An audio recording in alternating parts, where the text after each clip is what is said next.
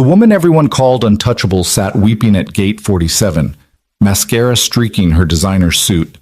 The man in the worn denim jacket did what no one else dared. He offered her a napkin. But when her phone lit up with news that saved her empire, Claire Donovan's blood turned cold. The stranger comforting her daughter wasn't just kind. He was the ghost who'd been pulling strings all along. Before we dive into this incredible story, drop a comment with your city name so I can see how far this tale travels across the world. Now, let me take you back to where it all began.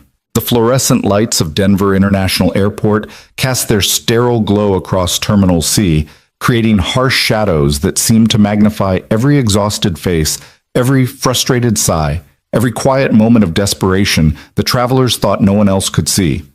It was 11:47 p.m. on a Thursday in late October, and the airport had that particular quality of liminal emptiness. Not quite abandoned, but hollow enough that every sound echoed with an almost cathedral-like resonance. Daniel Hayes sat in one of those uncomfortable molded plastic chairs that airports seem to purchase specifically to prevent anyone from getting too comfortable. His daughter Lily nestled against his side, her small body radiating the kind of warmth that only a 6-year-old could produce. She wore her favorite purple jacket, the one with the unicorn patch that was starting to fray at the edges, and her blonde hair, so much like her mother's had been, fell in sleepy tangles across her forehead. "Daddy," Lily whispered, her voice carrying that particular quality of childhood exhaustion that could swing from energetic to unconscious in approximately 30 seconds. "Is the plane ever going to come?" Daniel glanced at the departure board for what felt like the 100th time that evening. Delayed still blinked in red letters next to Flight 2847 to Seattle. Their flight. The one that was supposed to have left 2 hours ago. The one that would take them to his sister's house for the weekend, where Lily could play with her cousins and Daniel could maybe, just maybe, get 6 consecutive hours of sleep without worrying about work or bills or whether he was doing this single-parent thing even remotely correctly. "Soon, sweetheart," he said, brushing a strand of hair from her face with the kind of gentleness that had become second nature over the past 3 years. "Weather's just being stubborn up in Seattle. The plane's got to wait for it to calm down before it can land safely. Like when I'm stubborn and you make me wait before I can have dessert?" Daniel couldn't help but smile, his tired eyes crinkling at the corners. "Something like that, yeah." Lily seemed satisfied with this explanation, her small fingers playing with the worn pages of the picture book spread across Daniel's lap. The Velveteen Rabbit, a story about love making things real that hit differently now than it had before Sarah died. Before everything changed, before he'd learned that you could rebuild a life from broken pieces, even when some of those pieces could never be found again. He'd been reading to Lily in these quiet moments because the airport felt too big, too impersonal, too much like the world that didn't care whether you were struggling or thriving as long as you kept moving through its corridors. Reading to her was a way of creating a small pocket of warmth in all that cold fluorescence, a bubble of normalcy in the chaos of delayed flights and frustrated travelers. That's when he heard it. The sound was soft at first, almost imperceptible beneath the ambient noise of the terminal. The distant announcements, the rumble of luggage wheels, the murmur of conversations. But Daniel had developed a particular sensitivity to suffering over the years. The way people who've walked through their own valleys learn to recognize others who are lost in the dark. Someone was crying. Not the loud, attention-seeking kind of crying, but the quiet, desperate kind. The kind that came from someone trying very hard not to be seen, not to be heard, not to exist in their moment of complete breakdown. It was the crying of someone who'd forgotten how to ask for help, or who'd learned that asking never brought any. Daniel's eyes tracked the sound to a woman sitting approximately 15 feet away, positioned in one of those corner seats that people chose when they wanted to disappear. She wore a charcoal gray suit that probably cost more than Daniel's monthly rent, the kind of perfectly tailored outfit that spoke of board meetings and power lunches and decisions that affected thousands of lives. Her dark hair was pulled back in what had probably started the day as a sleek professional style, but had since begun to fall apart, strands escaping to frame a face that was currently buried in her hands. Her shoulders shook with the kind of silent sobs that felt like they might crack ribs. Daniel felt Lily shift against him, her small body going still in that way children do when they sense something wrong in the world around them. She followed his gaze to the crying woman. "Daddy," Lily whispered, her voice taking on that serious quality she got when she was trying to understand grown-up problems. "Why is that lady sad?" "I don't know, sweetheart. Should we help her?" Daniel hesitated. He'd been raised in the kind of working-class neighborhood where you looked out for your neighbors, where community meant something real and tangible, not just a word people threw around. But he'd also learned that the world had sharp edges, that not everyone wanted help, that sometimes the kindest thing you could do was give someone space to fall apart in private. But then the woman's phone rang, the sharp electronic trill cutting through the quiet of the terminal, and when she pulled it from her designer handbag with shaking hands, Daniel could see the screen light up her tear-stained face. She looked at the caller ID, and something in her expression shifted from despair to something worse, a kind of hollow dread that made Daniel's chest tighten with recognition. She rejected the call. Then another call came. Rejected. Then another. Each time her hands shook a little more, her breathing became a little more ragged, until finally she just turned the phone face down on the seat beside her and pressed her palms against her eyes as if she could physically push the tears back inside. Daniel looked down at Lily, who was watching the woman with the kind of unfiltered empathy that children possess before the world taught them to look away from other people's pain. "You're right," Daniel said softly. "We should check if she's okay." He stood slowly, careful not to disturb the book that slid from his lap, and approached the woman with the kind of cautious gentleness one might use approaching a wounded animal. Not because she was dangerous, but because pain made people unpredictable, made them defensive, made them lash out at the very hands that tried to help. "Excuse me," Daniel said quietly when he was close enough that he wouldn't have to raise his voice. "I don't mean to intrude, but are you all right?" The woman's hands dropped from her face, and for a brief moment Daniel got a full view of her features.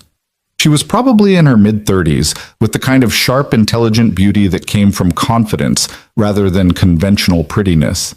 Or at least, she probably radiated confidence on a normal day. Right now, she looked shattered. Her eyes, red-rimmed and slightly wild, fixed on him with an expression that cycled through surprise, embarrassment, and finally a kind of weary resignation. "I'm fine," she said automatically, her voice rough from crying. Then, perhaps recognizing how utterly unconvincing that sounded, she added, "Thank you for asking, but I'm fine." Daniel nodded slowly, understanding the lie for what it was, not deception, but self-preservation. "Okay," he said simply. I couldn't help but notice you seemed upset, and I know we're strangers, but if there's anything I can do..." He trailed off, feeling suddenly foolish. What could he possibly do? He was a single father in a worn denim jacket who'd scraped together enough for discount airline tickets to visit family. This woman, with her expensive suit and designer handbag, existed in an entirely different stratosphere. What help could he possibly offer?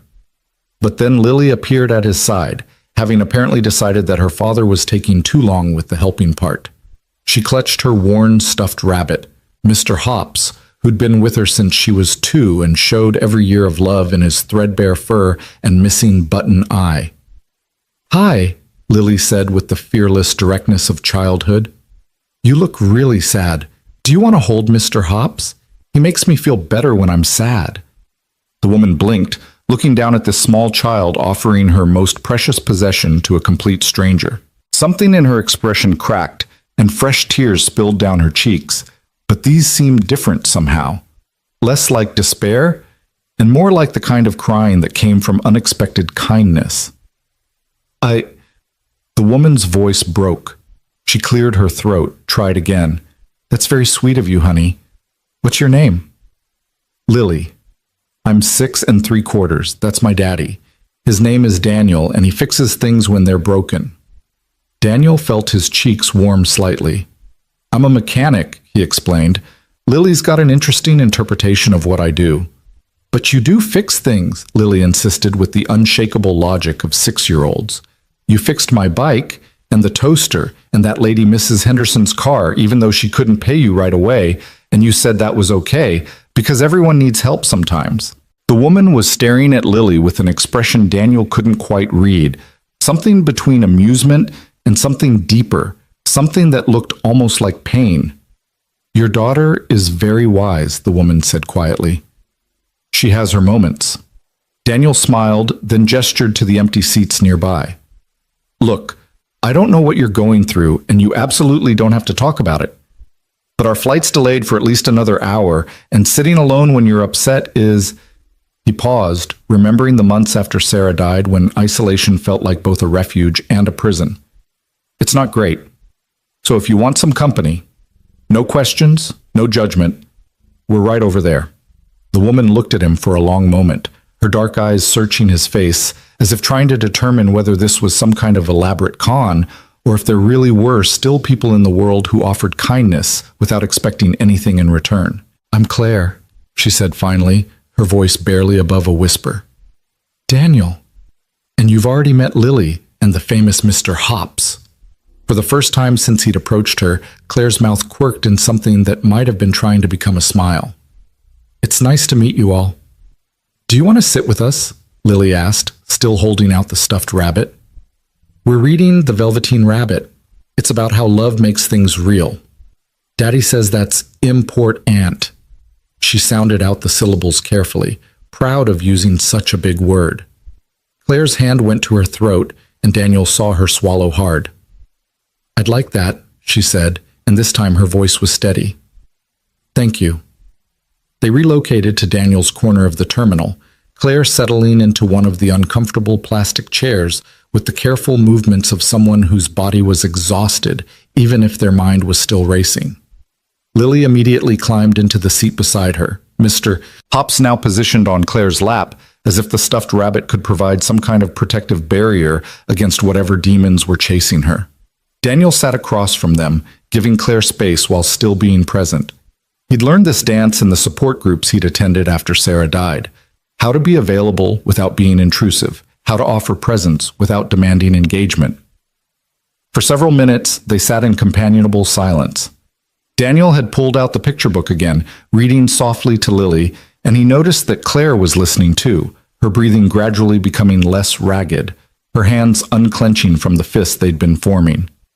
Then Claire's phone buzzed again. She flinched, reaching for it automatically before stopping herself. "You can answer it if you need to," Daniel said gently. "We're not going anywhere." Claire shook her head, a bitter laugh escaping her lips. "Trust me, the last thing I need is to answer that phone." She paused, seeming to wage some internal battle with herself, then added, "It's work, or what used to be work. I'm the CEO of a company. Or I was. I don't even know anymore." Daniel set the book down, giving her his full attention. "Want to talk about it?" "I shouldn't. I barely know you." Sometimes that makes it easier. No history, no judgment, no expectations. Claire looked at him, really looked at him. And Daniel had the strange sensation of being assessed by someone who'd built a career on reading people, on calculating risks and outcomes, on determining who could be trusted and who would disappoint. Whatever she saw in his face must have passed some internal test because she spoke.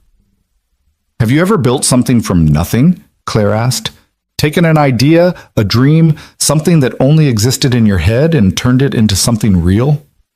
"Sure," Daniel said, thinking of the life he'd constructed for Lily after Sarah's death, the way he'd learned to be both mother and father, the small moments of grace he'd managed to create in the wreckage.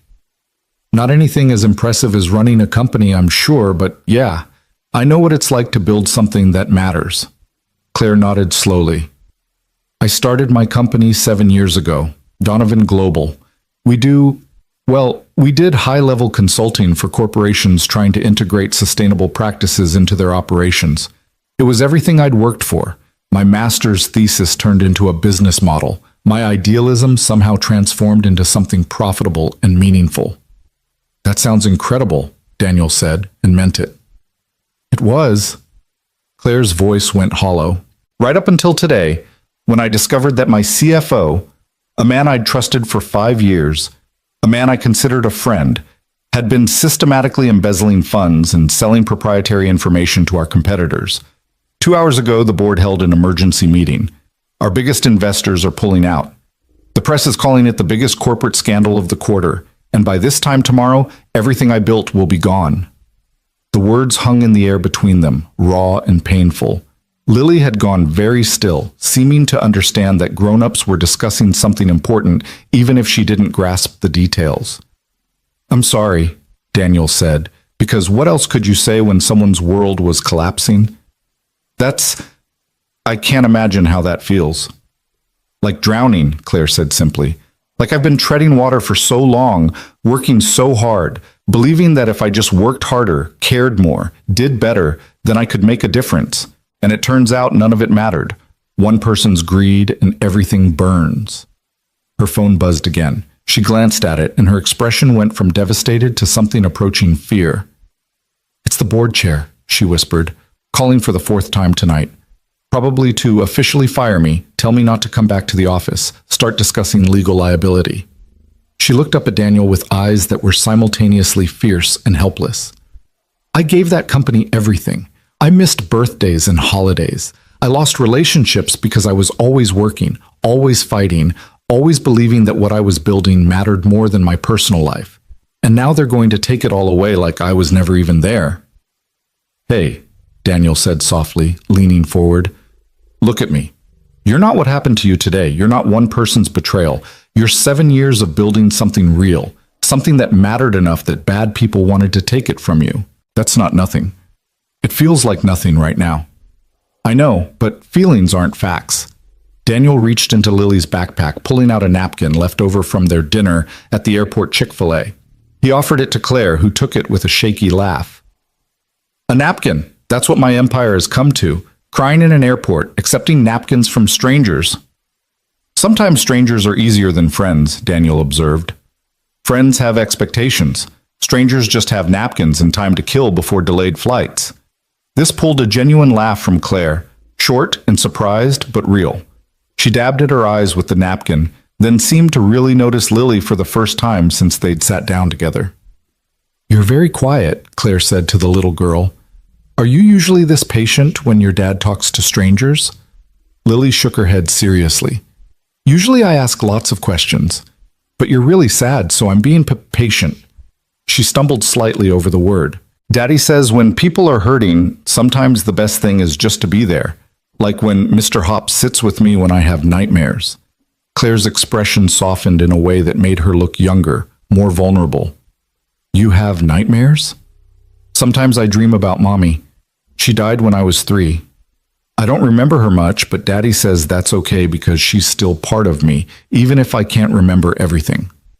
Daniel saw Claire's eyes widen, her gaze shifting to him with new understanding. "I'm so sorry," she said. "I've been sitting here complaining about my problems when you've been through—" "Don't," Daniel interrupted gently. "Pain isn't a competition. Your hurt is real, even if other people have different kinds of hurt. What happened to you today matters. It's okay to feel devastated." Claire stared at him like he'd said something in a foreign language that she was only just beginning to understand. "You're not what I expected," she said finally. "What did you expect?" "I don't know. Platitudes, maybe? Or someone trying to fix me? Or someone who'd get uncomfortable and make excuses to leave." She paused. "You seem comfortable with discomfort." "I've had a lot of practice." "How do you do it? After losing your wife, raising a daughter alone, dealing with whatever struggles you must face, how do you stay so—" She gestured vaguely at him. "So calm?" Daniel considered the question seriously. "I'm not always calm. Some days I'm a mess. Some days I lock myself in the bathroom and cry, while Lily thinks I'm just taking a really long shower. Some days I'm so angry at the universe for taking Sarah that I can barely function. But then Lily needs breakfast, or she's got a school project due, or she's scared of the dark, and I remember that falling apart is a luxury I can't always afford." He reached over and took Lily's hand, squeezing gently. "She keeps me honest, keeps me moving forward even when I want to stop. And I guess over time, I've learned that things only break completely if you stop holding them together. Even when it feels impossible, even when you're exhausted, you keep holding the pieces until they start to fit again." The words settled over them like a blanket, and Daniel watched as Claire processed what he'd said. Her phone had stopped buzzing, temporarily at least, and some of the wild panic had faded from her eyes, replaced by a thoughtful sadness that seemed more manageable somehow. Things only break if you stop holding them together, Claire repeated quietly. I'm not sure I have the strength to keep holding. You're still here, aren't you? Still breathing, still thinking, still feeling. That's strength. The rest is just details. Before Claire could respond, Lily climbed out of her chair and approached the woman with the kind of fearless affection that children specialized in. Without asking permission, she crawled into Claire's lap, adjusting Mr. Hops so the rabbit sat between them. You can borrow him for as long as you need, Lily announced. He's very good at making people feel better. And Daddy's right. You just got to keep going even when it's hard. Like when I fell off my bike and scraped my knee really bad and I didn't want to try again. But Daddy said that's exactly when you have to try again, because if you stop when it's scary, you never learn that you're braver than you think you are. Claire wrapped her arms around Lily, and Daniel saw her shoulders begin to shake again. But this time, when she cried, it felt different. Less like breaking and more like releasing something that had been poisoning her from the inside. They sat like that for several minutes, this unlikely tableau in the middle of a nearly empty airport terminal. A CEO in a $1,000 suit holding a 6-year-old and a threadbare stuffed rabbit. A single father in a worn denim jacket watching two of the most important truths he knew be proven right in real time, that kindness mattered and that human connection could bridge any divide. Eventually, Claire's tears slowed. She loosened her hold on Lily, but didn't release her completely, as if the child had become some kind of anchor in a storm. Thank you, Claire whispered. Both of you. I can't remember the last time someone just sat with me, listened without trying to fix or judge or use my vulnerability for leverage. People do that? Lily asked, her voice muffled against Claire's shoulder. In my world, they do. That's a sad world, Lily pronounced with the blunt honesty of childhood. It is sometimes, Claire agreed, though it's a little less sad right now. Daniel's phone buzzed with a text notification. He glanced at it and felt his stomach sink. What is it? Claire asked, apparently having developed the ability to read his micro-expressions in their short time together. Our flight. They just pushed the delay back another 2 hours. Mechanical issue now on top of the weather. He looked at Lily, who was starting to fade despite her best efforts to stay alert. We're not getting out of here until at least 3 in the morning. I'm sorry, Claire said, though selfishly, I'm glad to have the company a little longer. Have you eaten? Daniel asked, suddenly remembering that it had been hours since their own dinner. There's a cafe still open on the other side of the terminal. Nothing fancy, but the coffee's decent and they make a mean grilled cheese. Claire looked down at herself. The expensive suit, the designer handbag, the life that was currently imploding in spectacular fashion, and then back at Daniel and Lily. You know what? A grilled cheese sounds perfect. They gathered their belongings and made their way through the quiet terminal, Lily holding Daniel's hand while carrying Mr. Hops in her other arm. Claire walking beside them with her phone deliberately silenced and tucked away in her bag. The cafe was one of those generic airport establishments that existed in every terminal in every city, serving overpriced mediocre food to captive audiences who had no other options. But somehow, in that moment, it felt almost cozy. They found a booth in the corner, and Daniel ordered for all of them. Grilled cheese sandwiches, fries that came in those little paper boats, milkshakes for himself and Lily, and coffee for Claire that she immediately wrapped her hands around as if the warmth could seep through the ceramic and into her bones. So, tell me about your work, Claire said once they'd settled in. Lily says you fix things. What kind of things? Cars mostly. I run a small garage on the east side of Denver. Nothing fancy. Oil changes, brake repairs, the occasional engine rebuild. We serve a lot of folks who can't afford dealership prices. People who need their cars to get to work, but don't have a lot of margin for unexpected expenses. That must be rewarding work. Daniel shrugged. It pays the bills. Well, most of the bills, most of the time.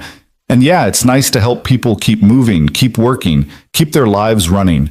A car breaking down can be catastrophic for someone who's already living paycheck to paycheck. You must see a lot of people at their worst, stressed, scared, desperate.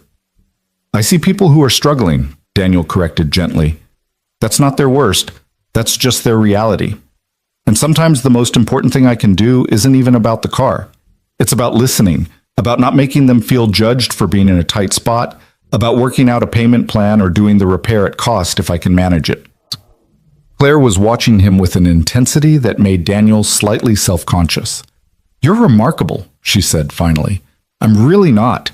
I'm just trying to get through each day without screwing up too badly." "No, you are. You've built a life around service and compassion. You've raised a daughter who—" She looked at Lily, who was contentedly dunking fries in ketchup and humming to herself. "Who is one of the most genuine, empathetic people I've ever met. And I've met a lot of people." "Well, she came that way," Daniel said, feeling his throat tighten with love for his daughter. "I'm just trying not to mess it up, though I worry constantly that I am, that she needs more than I can give her, that losing her mother so young will scar her in ways I can't see or fix." "You're doing better than you think," Claire said softly. "Trust me, I grew up with parents who gave me everything money could buy and nothing that actually mattered. Lily has something most kids don't. A parent who actually sees her, who listens to her, who shows up." The food arrived, interrupting the moment, and they ate in comfortable silence for a while. Daniel noticed that Claire seemed to relax incrementally with each bite, as if the simple act of eating something warm and uncomplicated was helping to ground her back in her body, back in the present moment, instead of whatever catastrophic future she'd been imagining. Lily, her energy restored by food and milkshake sugar, began to chatter about school, about her best friend Emma, who could do a cartwheel, about the class pet hermit crab named Mr. Pinches, about the art project they were doing with macaroni and glitter that was going to be the most beautiful thing anyone had ever made, probably. Claire listened with the kind of focused attention that suggested she was used to processing large amounts of information and finding the meaningful threads. She asked questions that made Lily feel important, that encouraged her to elaborate on her stories. And slowly, almost imperceptibly, Daniel watched Claire transform from the broken woman he'd found crying in the terminal to something more like herself. Still wounded, still uncertain, but more present, more engaged with the world around her. "Can I ask you something?" Claire said during a lull in Lily's monologue. She directed the question at Daniel, her expression thoughtful. "Earlier, you said things only break if you stop holding them together. Do you really believe that? That even when something seems completely destroyed, it can be put back together?" Daniel thought about the 3 years since Sarah's death. The dark months when getting out of bed felt impossible. The slow, painful process of learning to be a single parent. The moments when he'd been sure he was failing, that Lily deserved better, that he should just give up. And then the other moments. Lily's first day of kindergarten, her learning to ride a bike. Her face when she told him she loved him and that he was the best daddy in the world, even though he'd burned dinner and forgotten to sign her permission slip. "I believe things can be rebuilt," he said carefully. "Not always the same way they were before. Not without scars or changes or adaptations. But yeah, I believe that broken things can become whole again, even if the shape of that wholeness is different than what you originally imagined. What if the break is so fundamental that there's no way forward? What if everything you've built is predicated on a foundation that turned out to be rotten? Then you salvage what you can and build on a different foundation. You take the lessons, the skills, the knowledge you gained, and you apply them somewhere new. The work you did wasn't wasted just because the structure collapsed. The experience, the growth, the person you became in the process, that's yours, and nobody can take it from you." Claire set down her coffee cup, her hands finally steady. "How did you get so wise?" "I'm not wise, I'm just stubborn. There's a difference." "I think you're both." Lily had finished her food and was now constructing what appeared to be a fry and ketchup sculpture on her plate. Claire watched her with a soft expression that Daniel couldn't quite read.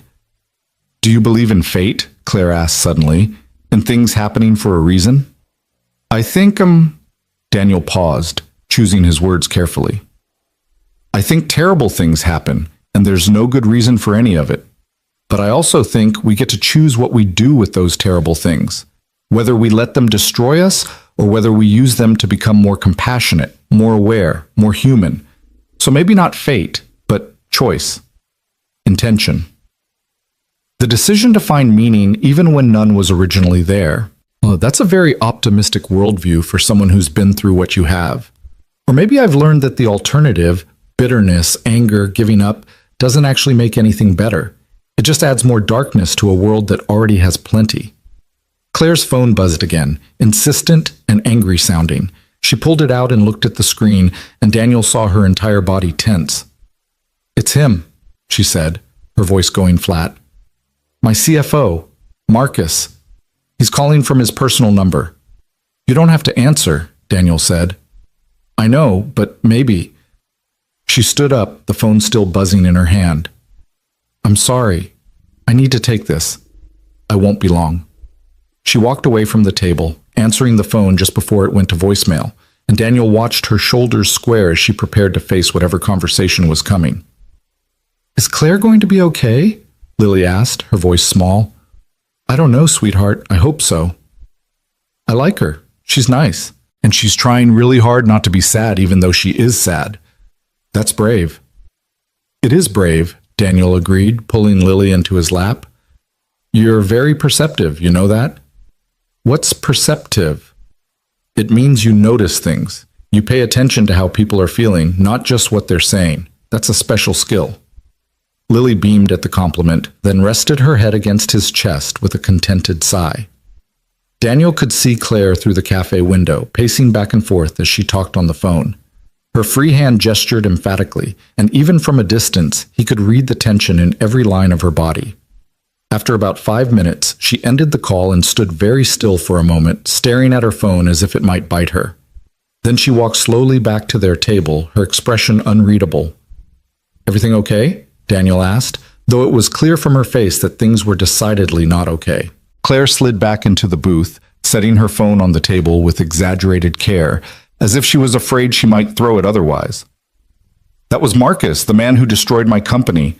Do you know what he said? He apologized.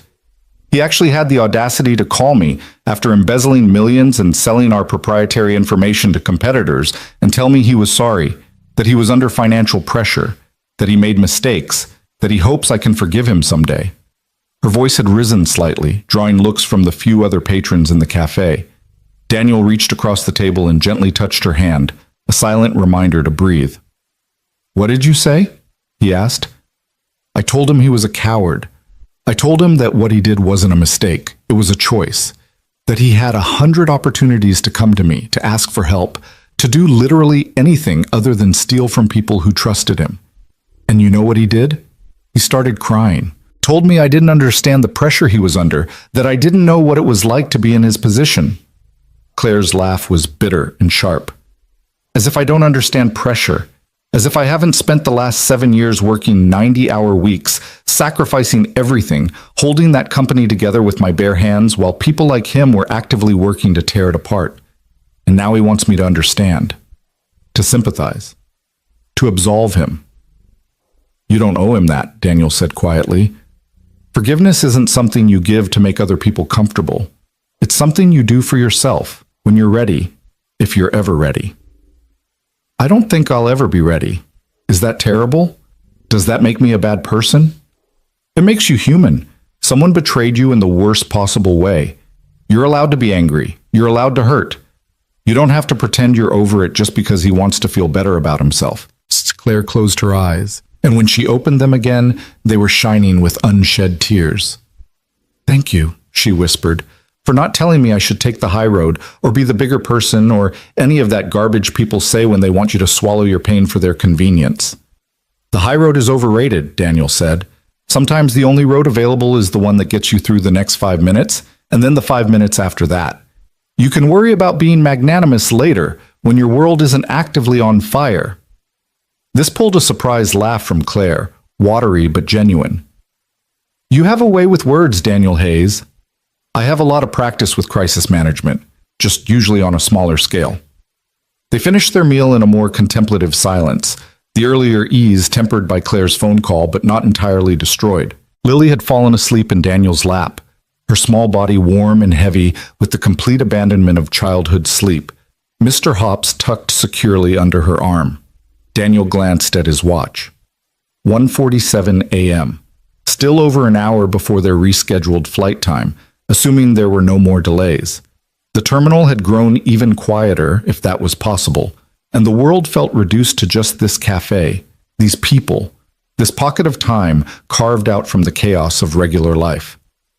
"Can I tell you something?" Claire said suddenly, her voice soft enough that Daniel had to lean forward to hear her properly. "Of course." When I was sitting in that terminal earlier, crying like a complete mess, I was thinking about ways to end things, not... She saw Daniel's expression change and quickly clarified. "Not suicide. Nothing like that. But maybe just disappearing. Getting on a flight to somewhere far away and never coming back. Starting over with a new name, a new life, leaving all of this behind. That's not an unreasonable thought," Daniel said carefully. "When everything falls apart, the idea of a clean slate can be pretty appealing. But then you came over, you and Lily, and you were so unexpectedly kind, so present, so real. And I realized that running away wouldn't actually solve anything.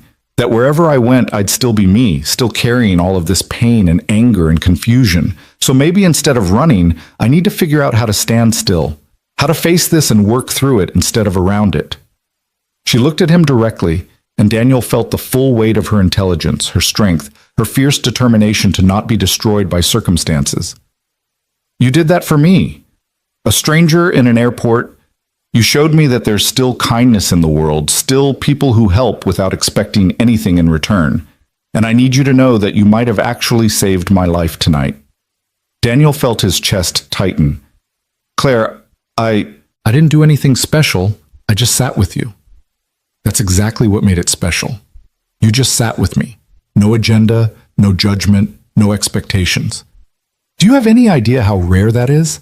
Especially in my world, where every interaction is transactional, every conversation has an angle, every kindness comes with strings attached.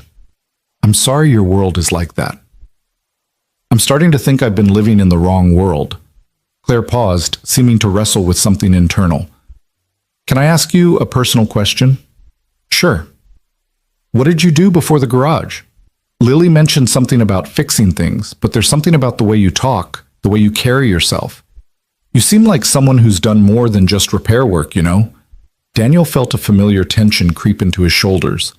This was the question he'd learned to dread, the one that forced him to either lie or reveal parts of his past that he'd worked hard to leave behind. I used to work in business," he said carefully. "Corporate consulting, actually. Strategic planning, efficiency optimization, that kind of thing. But after Sarah died, I couldn't..." He trailed off, looking down at Lily's sleeping face. "I couldn't be that person anymore. Couldn't care about profit margins and market shares when nothing felt like it mattered. So I walked away.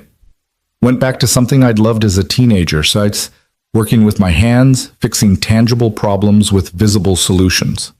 Claire was watching him with that analytical intensity again. "You gave up a corporate career to become a mechanic?" "I traded one kind of work for another kind of work. The pay's not as good, but I sleep better at night. Well, when Lily lets me sleep." That must have been a difficult decision. It was the only decision. The corporate world, it chews people up. It makes you think that success is the same thing as worth, that productivity is the same thing as purpose. And after Sarah died, I realized that I'd been living someone else's definition of a good life. So I decided to try living my own definition instead. "Do you ever regret it?" Daniel looked at his daughter, at her peaceful face, and the way she clutched Mr. Hops even in sleep. "Not for a second." "I envy you," Claire said softly. "That clarity, that certainty about what matters. You have that too, buried under all the noise. Otherwise, you wouldn't be so devastated about what happened. You built something you believed in. That matters. What happened to it doesn't change the fact that you tried, that you cared, that you fought for something bigger than yourself." Before Claire could respond, an announcement crackled over the terminal speakers. "Attention passengers on Flight 2847 to Seattle. We apologize for the continued delay. Due to persistent mechanical issues, this flight has been canceled. Please proceed to the airline desk to discuss rebooking options. We sincerely apologize for any inconvenience." Daniel felt his heart sink. Canceled, which meant they probably wouldn't get another flight until morning, which meant calling his sister to let her know they weren't coming, which meant disappointing Lily, which meant another day of using vacation time he couldn't really afford to use. "Daddy?" Lily stirred in his arms, woken by the announcement. What's happening? Our flight got canceled, sweetheart. We're going to have to figure out a new plan. Lily's face crumpled with disappointment, but she fought against crying. Does that mean we can't see Aunt Jennifer and the cousins? Not this weekend, baby. I'm sorry. To his surprise, Claire stood up decisively. Don't apologize. Let me make a call. She pulled out her phone and stepped away from the table again, this time with a purpose in her stride that hadn't been there before. Daniel watched her through the window, confused. Who was she calling at almost 2 a.m? What could she possibly do about a canceled flight? 5 minutes later, she returned with an expression that was almost triumphant. Okay, she said. Here's what's going to happen. I've arranged for a car service to take you and Lily to your sister's house. It's about a 13-hour drive to Seattle, which is not ideal, but the driver is experienced with long hauls and the vehicle is comfortable. You'll get there by this afternoon. Daniel stared at her. Claire, I can't accept that. Do you have any idea what that would cost? I have a perfect idea of what it costs, which is exactly why I'm doing it. Daniel, you've spent the last few hours keeping me from completely falling apart. You've shared your food, your time, your wisdom, your daughter's beloved stuffed rabbit. The absolute least I can do is make sure Lily gets to see her cousins. But no buts. The car is already on its way. It'll be here in 20 minutes. And before you object again, please understand that I need to do this.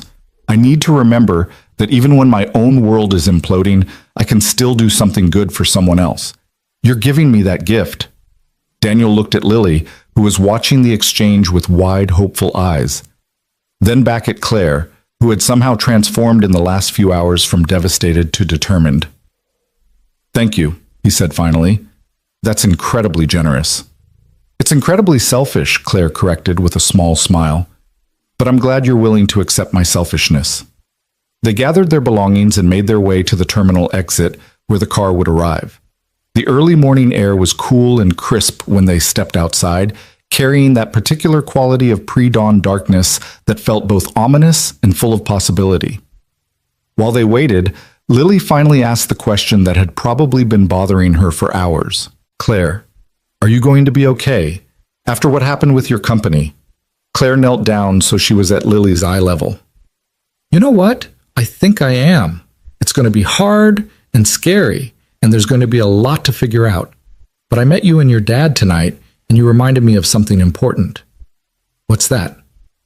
That the most valuable things can't be taken from you. Your dad's love for you, your kindness, the person you choose to be. Those things are yours no matter what happens. And I built a company, but I'm more than just my company. I'm also a person who cares about doing good work, who wants to make the world better, who isn't going to let one person's betrayal define my entire story. That's good, Lily said seriously, because you seem really nice and smart, and it would be sad if you gave up. Claire laughed, pulling Lily into a hug. I'm not going to give up, I promise. A black SUV pulled up to the curb, sleek and professional. The driver got out, a middle-aged man with kind eyes who helped load their luggage with efficient courtesy. This is really happening, Daniel said, still somewhat stunned. This is really happening, Claire confirmed. She pulled a business card from her wallet and pressed it into Daniel's hand. This has my personal cell number. Call me when you get to your sister's, okay?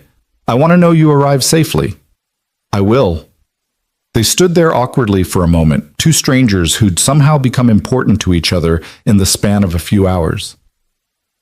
Thank you, Claire said finally, for everything, for sitting with me when I was falling apart, for reminding me that kindness still exists, for letting me be part of your family, even if just for tonight. Thank you for letting us help. And Claire? Daniel met her eyes directly. Whatever happens with your company, with the investigation, with all of it, you're going to be okay. Maybe not today, maybe not next week, but eventually. Because you're the kind of person who keeps holding the pieces together, even when it seems impossible. That's strength. Claire's eyes welled up again, but she smiled through the tears. You're the kind of person who restores faith in humanity, Daniel Hayes. Never forget that. She hugged him quickly, then gave Lily one more squeeze before stepping back. Daniel and Lily climbed into the SUV, and as it pulled away from the curb, Daniel looked back to see Claire standing there, silhouetted by the airport lights, waving goodbye. I like her, Lily said drowsily, already beginning to nod off again. I hope she's not sad anymore. I think she's going to be okay, Daniel said, though he wasn't entirely sure. I think we all are. As they drove through the dark streets of Denver, heading toward the highway that would take them north to Seattle, Daniel pulled out the business card Claire had given him. In the dim light of passing street lamps, he could just make out the elegant printing. Claire Donovan. Chief Executive Officer, Donovan Global Consulting. And beneath that, in smaller print, an address and phone number that suggested an office in one of Denver's most prestigious business districts.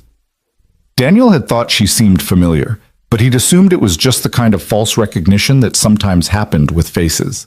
Now, looking at the card, something nagged at the back of his mind. Donovan Global.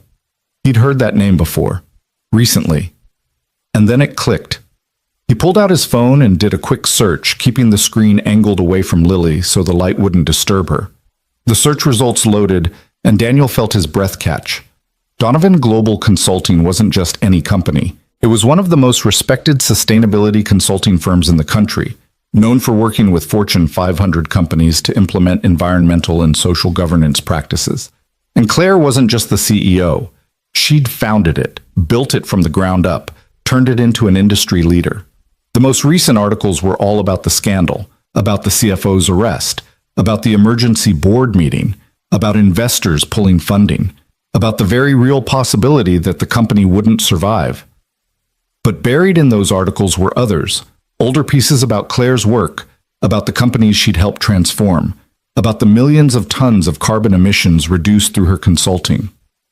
There were profile pieces that painted her as brilliant, demanding, visionary, someone who'd sacrificed personal relationships for professional success, someone who was respected but maybe not well liked, someone who wielded power with precision and rarely showed vulnerability. That woman seemed very different from the one who'd sat in an airport cafe eating grilled cheese and listening to a 6-year-old talk about hermit crabs.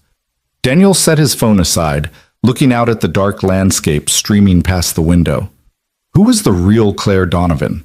The powerful CEO or the devastated woman crying in an airport? And did it matter? Maybe people were always both things. The face they showed the world and the person they were when that face cracked open. He thought about what he'd told her, about things only breaking if you stopped holding them together, about rebuilding on a different foundation, about salvaging what could be saved and letting go of what couldn't. He hoped she'd remember those words when morning came and the reality of her situation crashed back down on her. He hoped she'd find her way through whatever came next, because despite only knowing her for a few hours, he found himself genuinely caring about what happened to Claire Donovan. The SUV hummed smoothly along the highway, eating up miles of darkness. Lily slept soundly, her small body tucked against his side, Mr. Hops forgotten on the seat beside her. And Daniel sat awake, thinking about broken things and how they healed, about strangers who became important in unexpected ways, about the peculiar grace of human connection in the midst of catastrophe. He didn't know what tomorrow would bring for Claire. He didn't know if her company would survive, if the board would rally behind her or abandon her, if the scandal would define her, or if she'd find a way to write a different ending. But he knew that tonight, in an airport terminal at 2 a.m, they'd given each other something valuable. He'd given her presence, compassion, a reminder that kindness existed. And she'd given him a reminder that the simple things he did, the way he showed up for people, the way he raised his daughter, the way he chose empathy over judgment, mattered more than he usually allowed himself to believe. Sometimes healing happened in the quiet moments. Sometimes salvation came from unexpected sources. Sometimes the most important thing you could do was just sit with someone and remind them they weren't alone. And sometimes, in the darkest hours of the night, strangers could become exactly the angels each other needed. The highway stretched ahead, leading them toward Seattle and family and whatever tomorrow would bring. Behind them, Denver receded into the distance, and somewhere in that sprawling city, Claire Donovan was facing her own uncertain future. Daniel pulled out his phone one more time and sent a text to the number on the business card. "We're on our way. Thank you again for everything. You're stronger than you know. Daniel." He didn't expect a response. It was late, and she was probably already on her way home, Or maybe still at the airport figuring out her own travel arrangements. But his phone buzzed almost immediately. Thank you for tonight. You reminded me who I want to be. Safe travels. See. Daniel smiled, tucking his phone away. Lily stirred slightly, mumbling something about unicorns in her sleep, and he adjusted her so she was more comfortable against his shoulder. Outside, the first hints of dawn were beginning to lighten the eastern sky, painting the darkness with subtle shades of gray and purple. A new day was coming, with all its challenges and possibilities. And somewhere between the darkness and the light, in the transition from night to morning, Daniel Hayes and Claire Donovan both carried forward the unexpected gift they'd given each other. The reminder that even in the worst moments, even when everything seemed broken beyond repair, human connection could light a way forward. The road stretched on, and they kept moving toward whatever came next. The SUV crossed into Wyoming just as the sun broke fully over the horizon, transforming the landscape from shadowy shapes into golden plains that stretched endlessly in every direction.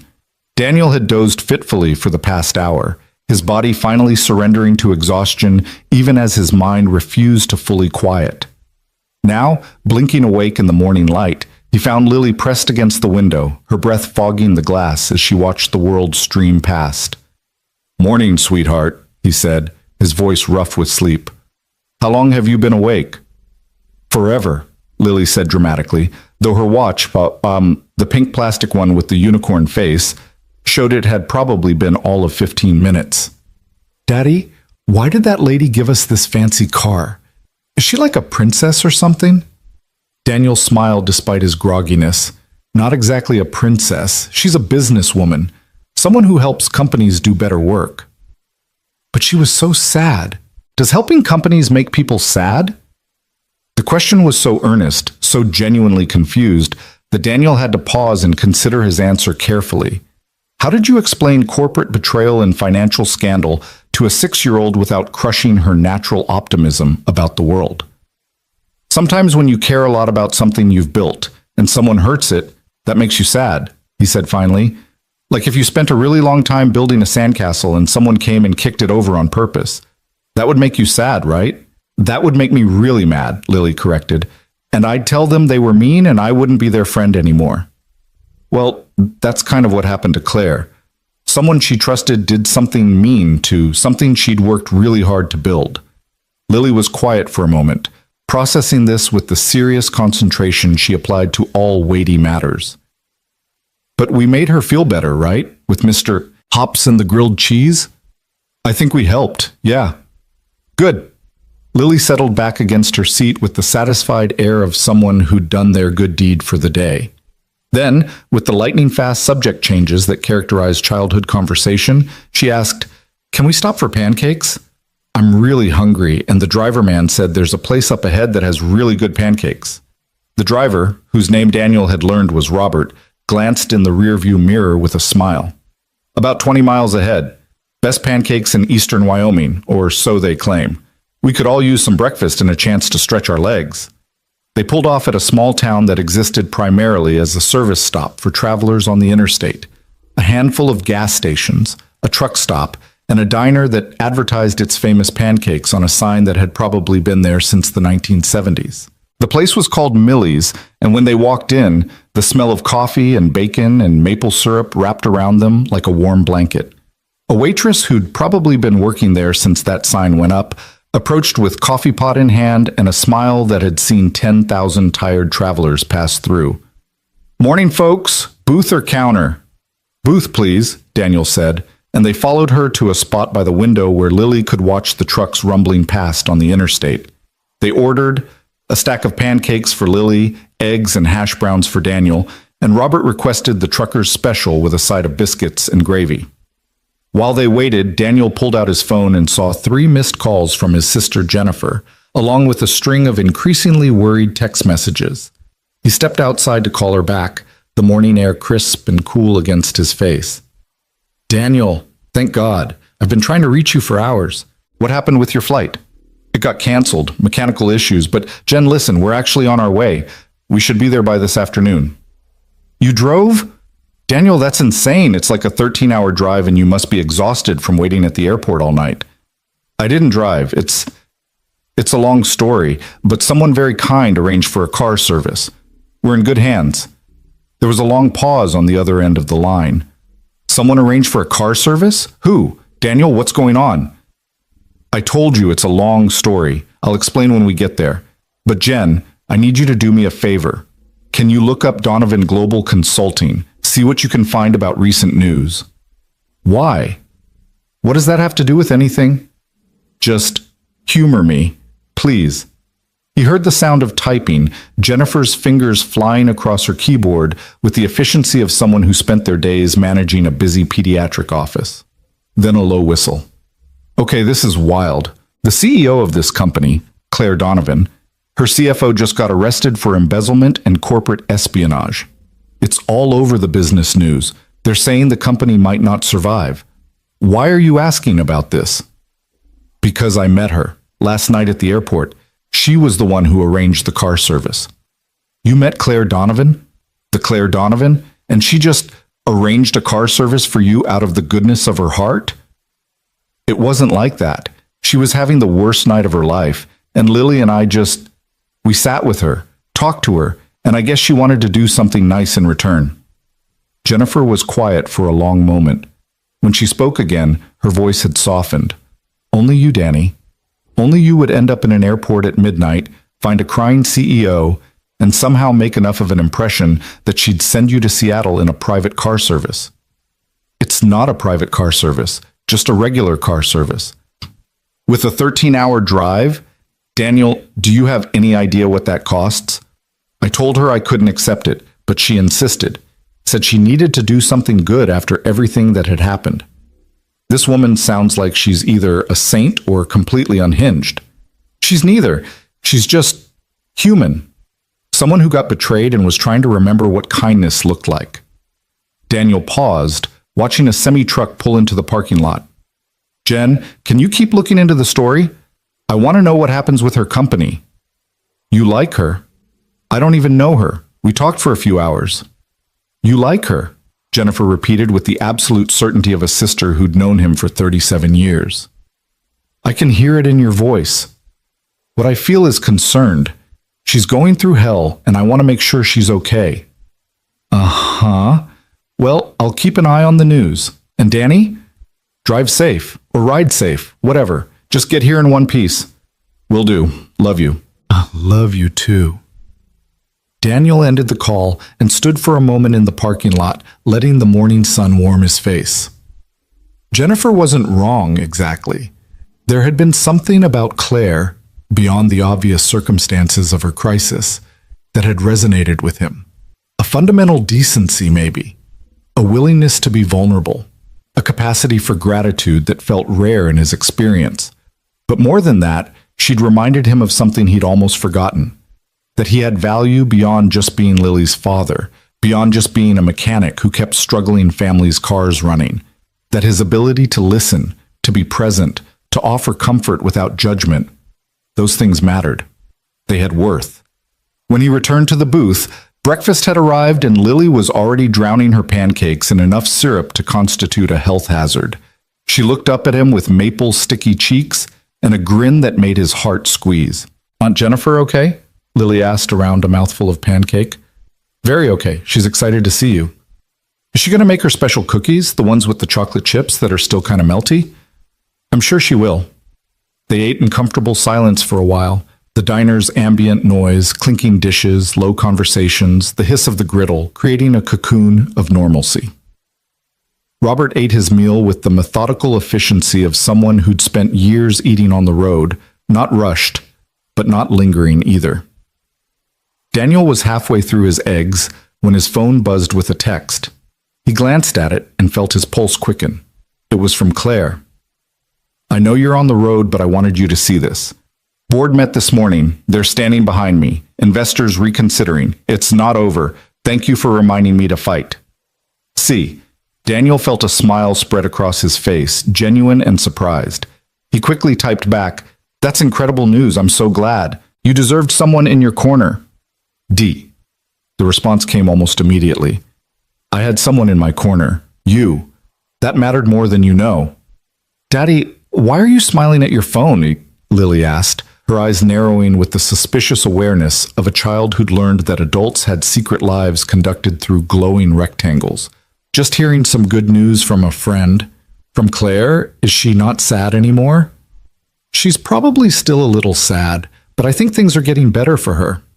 Good. I liked her. She listened really good when I talked about Mr. Pinches. Most grown-ups don't really listen when kids talk about hermit crabs.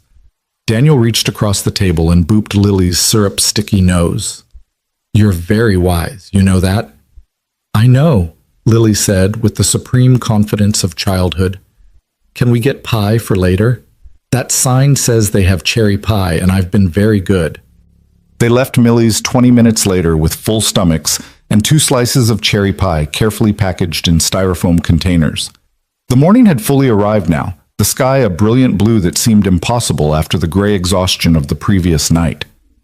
Back in the SUV, Lily entertained herself with a coloring book while Robert navigated them back onto the interstate, the vehicle settling into the steady rhythm of highway travel. Daniel found himself thinking about Claire's text, about the board standing behind her. He pulled out his phone and did what he probably shouldn't have done. He started researching her more thoroughly. The articles painted a complex picture. Claire Donovan had started Donovan Global 7 years ago after leaving a prestigious position at a major consulting firm. She'd built her company on the premise that profitability and sustainability weren't mutually exclusive, that corporations could do well by doing good. The companies she'd consulted for had collectively reduced their carbon footprints by millions of tons, implemented fair labor practices, invested in renewable energy. But the articles also hinted at a darker side. Claire was described as demanding, uncompromising, difficult to work with. Former employees spoke anonymously about 80-hour work weeks, about Claire's perfectionism that bordered on cruelty, about a woman so focused on her mission that she'd forgotten the people trying to help her achieve it. One profile from 2 years ago had included a particularly telling quote from Claire herself. I don't have time for a personal life. The planet is dying. Companies are destroying communities and ecosystems in pursuit of short-term profits. If my work can change even a fraction of that trajectory, then whatever I sacrifice is worth it. Daniel thought about the woman he'd met, the one who'd cried in an airport, who'd listened to a 6-year-old talk about hermit crabs, who'd arranged a car service because she wanted to do something kind. That woman didn't quite match the driven, ruthless CEO described in these articles. But maybe that was the point. Maybe people were complicated. Maybe you could be both things, fierce and vulnerable, demanding and generous, isolated and desperate for connection. His phone rang, startling him out of his thoughts. It was an unknown number with a Denver area code. He almost didn't answer, but something made him pick up. Hello? Daniel, it's Claire. I hope it's okay that I'm calling. I know you're traveling and I don't want to be intrusive, but I wanted to hear your voice. Is that weird? That's probably weird. She sounded different than she had last night. More energetic. More like someone who'd rediscovered their footing. But underneath the renewed confidence, Daniel could still hear traces of vulnerability. It's not weird, he said. I'm glad you called. I got your text about the board. That's amazing news. It's not over yet. There's still the investigation, the press, the clients we've lost. But at least I'm not fighting alone anymore. She paused, and he heard what sounded like traffic in the background. Can I ask you something? And I want you to be honest. Of course. Last night, when you sat with me, when you listened to me fall apart, was that pity? Were you just being nice to some pathetic stranger who couldn't keep her life together? The question caught Daniel off guard with its raw insecurity. No, he said firmly. That wasn't pity. That was, I don't know exactly what to call it. Recognition, maybe? I saw someone in pain who was trying to carry it alone, and I remembered what that felt like. So I did what I wished someone had done for me when Sarah died, which was just be there, not trying to fix it or minimize it or rush me through it. Just being present. He heard Claire take a shaky breath. I've spent the last 7 years building walls, keeping people at a distance, convincing myself that being strong meant never needing anyone. And then in one night, a stranger and his daughter dismantled all those walls just by being kind. It's disorienting. I imagine it is. Daniel, I need to tell you something. About the car service. Okay. It's not just a car service. I mean, it is, but it's also, I wanted to do more than just get you to Seattle. I wanted to do something that might actually help. So I made some calls this morning, and I found out that your garage has been operating on pretty thin margins, that you've been doing a lot of pro bono work for people who can't afford to pay, which is admirable, but not sustainable. Daniel felt his stomach drop. Claire, what did you do? Nothing invasive, I promise. I know people. People who work in community investment, in small business grants, in connecting good people with resources. And I made some introductions. There's a foundation that specifically supports businesses that serve low-income communities. They want to talk to you about a grant that could help expand your operation, maybe hire some help, let you keep doing the work you're doing without sacrificing your own financial stability. I can't accept charity. It's not charity. It's a grant for qualifying businesses. You'd have to apply, submit financial records, prove that you meet their criteria. I just opened a door. What you do with it is entirely up to you. Daniel didn't know what to say. Part of him wanted to be angry at the intrusion, at Claire digging into his business, at the implication that he couldn't handle his own affairs. But a larger part of him recognized the gesture for what it was. Someone trying to pay forward the kindness they'd received, trying to create something positive in the wake of devastation. Why? He asked finally. Why go to all this trouble for someone you barely know? Because you reminded me why I started my company in the first place. Not for the money or the prestige or the power, but because I wanted to help people. I wanted to make things better. And somewhere along the way, I forgot that. I got so focused on the mission that I lost sight of the individual people the mission was supposed to serve. Her voice cracked slightly. You and Lily, you didn't see a CEO or a company or any of that. You just saw a person who needed help. And you helped. So now I'm trying to do the same. Claire, I know it's a lot, and I know we just met. But Daniel, in the middle of the worst night of my life, you gave me something I didn't even know I needed. You gave me hope. You reminded me that genuine human connection still exists, that not every interaction is transactional, that there are still people in the world who show up for each other without expecting anything in return. That's everything. So please let me do this one thing. Let me try to give back even a fraction of what you gave me.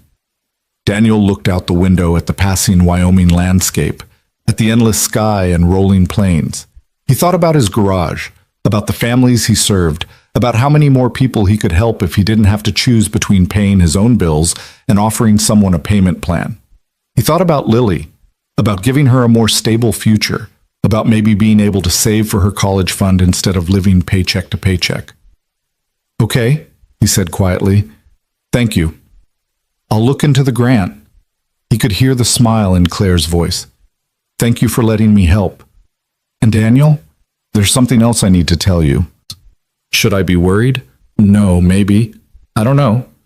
She laughed, a sound that was half nervous, half hopeful.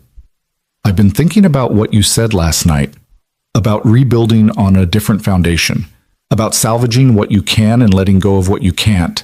And I think I need to make some changes, not just to save the company, but to save myself. What kind of changes?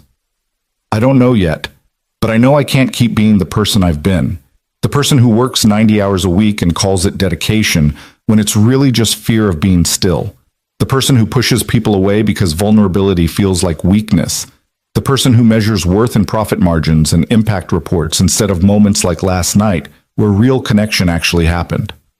That's brave, Daniel said. Admitting you need to change. Or terrifying. I'm not sure there's a difference.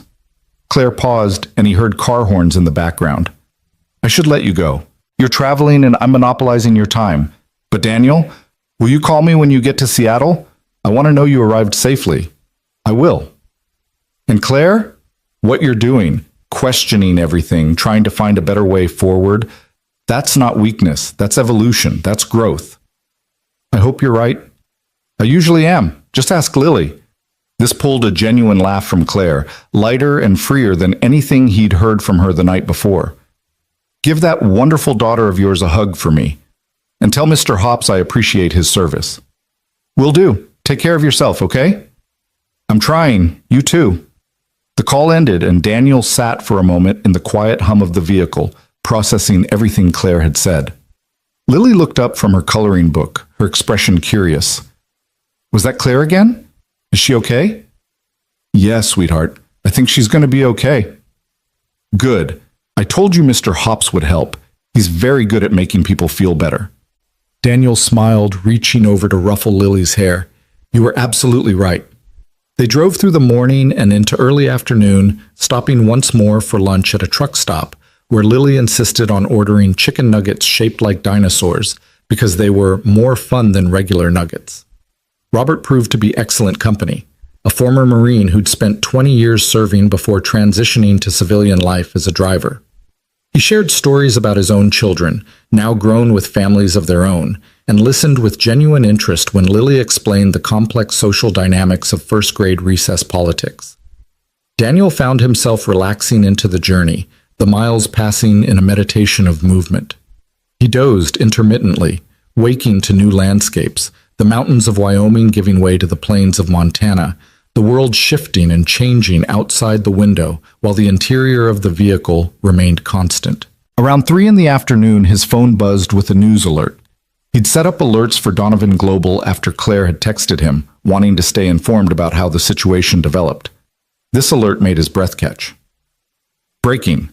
Donovan Global CEO announces major restructuring, pledges return to values-first business model. He clicked through to the article, skimming quickly. Claire had held a press conference that morning, just hours after their phone call. She'd acknowledged the betrayal, the damage to the company, the loss of investor confidence. But instead of being defensive or making excuses, she'd done something unexpected. She'd apologized. Not for the embezzlement, that wasn't her fault, but for the culture that had allowed it to happen, for creating an environment where people felt they couldn't come forward with problems, for prioritizing growth over people, metrics over humanity. And then she'd announced changes. A new position, Chief Ethics Officer, reporting directly to her. Mandatory limits on work hours, increased transparency in financial operations. A commitment to not just advising other companies on their values, but living those values themselves. The business reporters were divided. Some called it a brilliant PR move. Others predicted it would sink the company faster than the scandal itself. But everyone agreed on one thing. It was unprecedented for a CEO in crisis to respond with such radical honesty and vulnerability. Daniel showed the article to Robert, who'd pulled over at a rest stop to stretch his legs. Your friend's making waves, Robert observed. That's either very brave or very foolish. Maybe both, Daniel said, but I think it's the right call. She's building on a different foundation. You know her well? Not at all, actually. We met last night. Robert raised an eyebrow. And she arranged this whole trip for you after one meeting?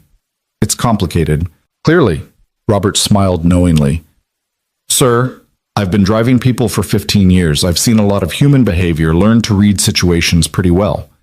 And this situation, this has all the hallmarks of two people who made a real connection. Rare thing that, especially in this day and age when everyone's so busy performing their lives instead of living them. That's either very brave or very foolish. Maybe both, Daniel said, but I think it's the right call. She's building on a different foundation. You know her well? Not at all, actually. We met last night. Robert raised an eyebrow. And she arranged this whole trip for you after one meeting? It's complicated. Clearly, Robert smiled knowingly. Sir, I've been driving people for 15 years. I've seen a lot of human behavior, learned to read situations pretty well. And this situation, this has all the hallmarks of two people who made a real connection. Rare thing that, especially in this day and age when everyone's so busy performing their lives instead of living them. We were two people who needed something from each other at the right moment. That's usually how it starts. How what starts?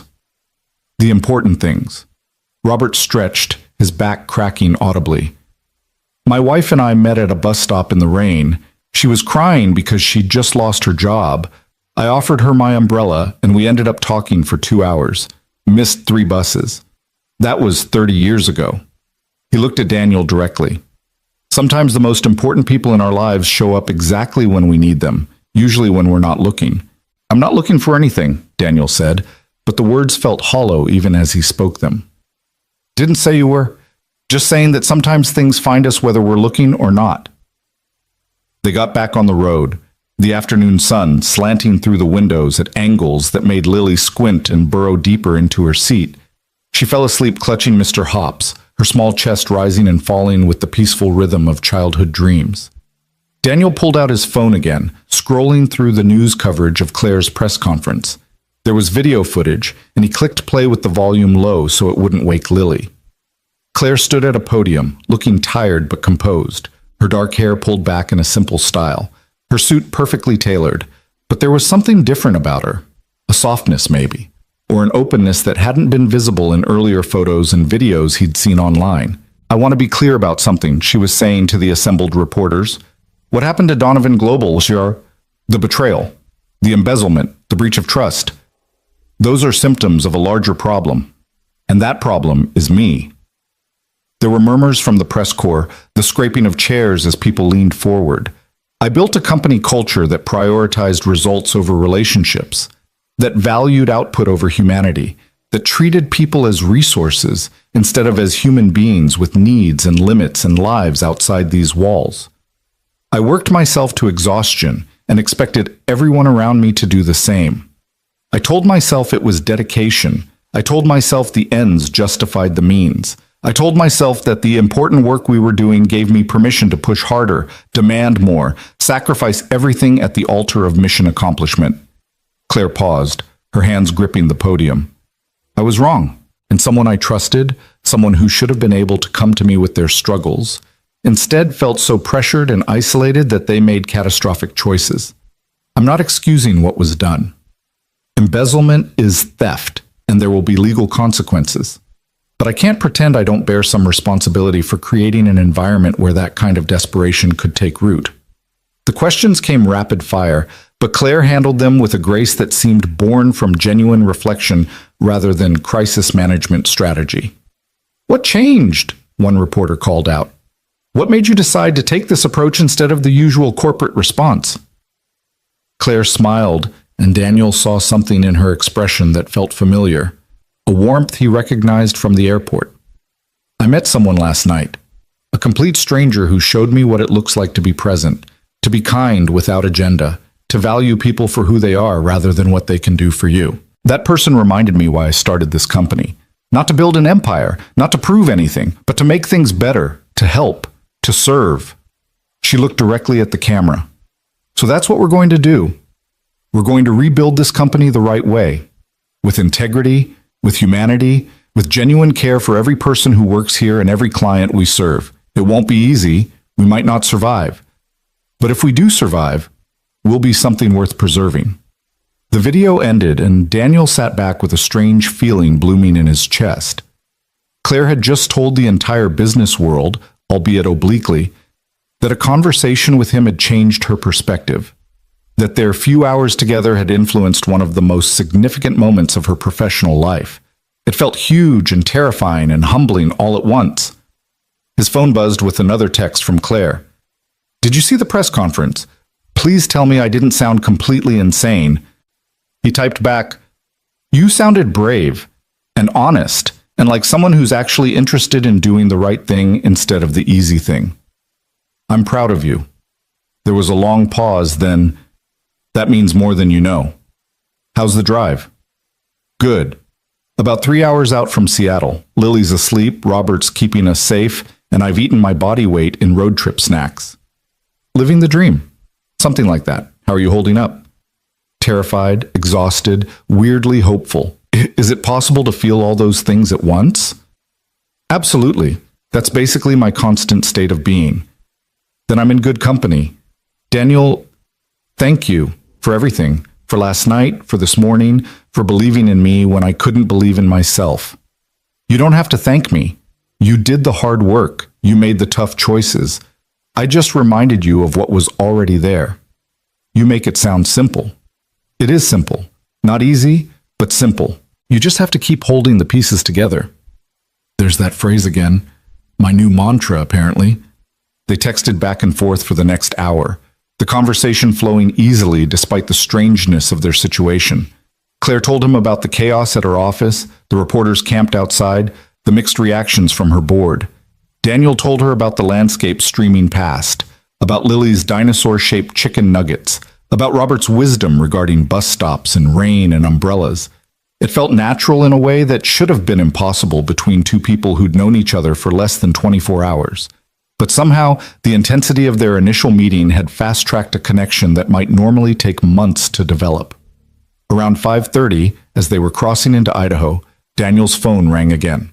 This time, it was his sister. "You're getting close!" Jennifer sounded excited. "The kids are bouncing off the walls waiting for Lily. I've made cookies, prepared the guest room, and Tim's grilling burgers for dinner." "Sounds perfect. We should be there in about 2 hours, traffic depending." "I can't wait to hear this whole story about Claire Donovan and midnight airport encounters and suddenly riding to Seattle in style. It's not as dramatic as you're making it sound." "Danny, I saw her press conference. She basically credited a mysterious stranger with changing her whole perspective. That's you. That's objectively dramatic." "She didn't say it was me specifically." "Please. I know my brother. I know that look you get when you're helping someone, when you're in fix-it mode. And I'm willing to bet money that's exactly what happened last night." Jennifer paused. "You like her, and don't try to deny it again because I'm not buying it." "Jen, it's okay to like someone, Danny. It's been 3 years. Sarah would want you to be happy." The words hit harder than Jennifer probably intended. Daniel felt his throat tighten, old grief mixing with new confusion. "I'm not ready for that." "Maybe not, but maybe you're more ready than you think. And maybe this is just the universe's weird way of putting someone in your path at exactly the right moment." Robert said something similar. "Robert sounds wise. Listen to Robert." "I'm hanging up now." "Love you too, little brother. See you soon." The call ended, and Daniel sat in the growing twilight, watching the mountains rise up around them as they crossed into Washington. Lily stirred beside him, waking slowly. "Are we almost there?" she mumbled, rubbing her eyes. "Getting close, sweetheart. Maybe an hour or so." "Can I call Claire? I want to tell her thank you for the car." Daniel hesitated, then figured there was no harm in it. He dialed Claire's number and put it on speaker. "Daniel?" Claire's voice came through, warm and surprised. "Actually, it's Lily. I wanted to say thank you for the fancy car. It's really comfy and Robert is really nice." "Oh, Lily, I'm so glad you're enjoying it. Are you having a good trip?" "Really good. We stopped at a place with dinosaur chicken nuggets, and Daddy let me get cherry pie, and I've been coloring pictures of unicorns. Do you want to see them when we get to Aunt Jennifer's house?" "I would absolutely love to see them.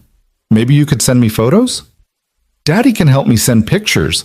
I'm not allowed to use his phone by myself because one time I accidentally ordered 27 rubber ducks from the internet, and they came to our house, and Daddy said that was too many rubber ducks for anyone." Claire's laugh came through clear and delighted. 27 rubber ducks does seem like quite a lot." "That's what I said, but they were really cute ducks, and I was going to share them with my friends at school, but then Daddy returned most of them. I got to keep 5, though." 5 is a much more reasonable number of rubber ducks. They talked for another 10 minutes, Lily describing her cousins and Mr. Hops, and her teacher, Mrs. Patterson, who had really pretty earrings. Claire listened with patient attention, asking questions and laughing at Lily's stories. Finally, Lily yawned hugely and handed the phone back to Daniel. "Okay, I'm tired of talking now. Bye, Claire. Don't be sad anymore." "I'll try my best." "Goodbye, sweet girl." After Lily had settled back with her coloring book, Claire spoke quietly. "She's incredible, Daniel. You've raised an amazing human." "I got lucky. She came pre-programmed with empathy and wonder. I'm just trying not to screw it up." "You're doing more than that. You're showing her what it looks like to be present, to be kind, to show up for people. That's everything." They talked until the Seattle skyline appeared on the horizon, the Space Needle visible in the distance against the darkening sky. Daniel felt a strange reluctance to end the call, even though they'd be pulling up to Jennifer's house in just minutes. "I should go," he said finally. "We're almost there. Call me later, if you're not too tired." "I will. And Claire, you're going to get through this. Whatever happens next, you're strong enough to handle it." I'm starting to believe that might be true. The SUV pulled up to Jennifer's house right at 7 o'clock. The front porch lit up with welcoming lights. Before Robert had even put the vehicle in park, the front door burst open and 3 children came tumbling out, followed by Jennifer and her husband Tim. Lily was out of the car in a flash, throwing herself into her cousin's arms with the abandon of long-awaited reunion. Jennifer pulled Daniel into a fierce hug. "You look exhausted," she said. "I feel exhausted, but happy. You look happy too." And standing there on his sister's front lawn, surrounded by family and laughter, and the promise of burgers and those melty chocolate chip cookies, Daniel realized she was right. Despite the exhaustion, despite the strangeness of the last 24 hours, despite everything, he was happy. He helped Robert unload their bags, pressing a generous tip into the man's hand despite his protests. "You take care of yourself," Robert said. "And that friend of yours too. Something tells me you're both going to be just fine." As Robert drove away and the family headed inside, Daniel's phone buzzed one more time. "Claire, thank you for everything. For last night, for today, for reminding me what matters." "Sweet dreams, Daniel Hayes." Daniel smiled, typing back, "Sweet dreams, Claire Donovan. Tomorrow's a new day." And somewhere between Denver and Seattle, between crisis and hope, between yesterday and whatever came next, 2 strangers who'd met at the worst possible moment discovered that sometimes the most important connections happened when you weren't trying to make them at all. Jennifer's house smelled like home in that way that only family homes can. A mixture of fresh cookies, grilled meat, children's shampoo, and something indefinable that Daniel associated with safety and belonging. Tim clapped him on the shoulder as they walked through the front door, Lily already disappearing upstairs with her cousins in a thunder of footsteps and excited squealing. "Long night?" Tim asked, his eyes kind behind wire-rimmed glasses that made him look exactly like the high school science teacher he was. "You have no idea. Jen filled me in on some of it, said you had quite the adventure at the airport. That's one way to put it." Jennifer appeared with a plate of those promised cookies still warm enough that the chocolate chips were soft. She pressed it into Daniel's hands with the no-nonsense efficiency of someone who'd spent years managing both a medical office and 3 active children. "Eat," she commanded. "Then we'll talk. Tim, get him a beer. Get him a... He looks like he needs one."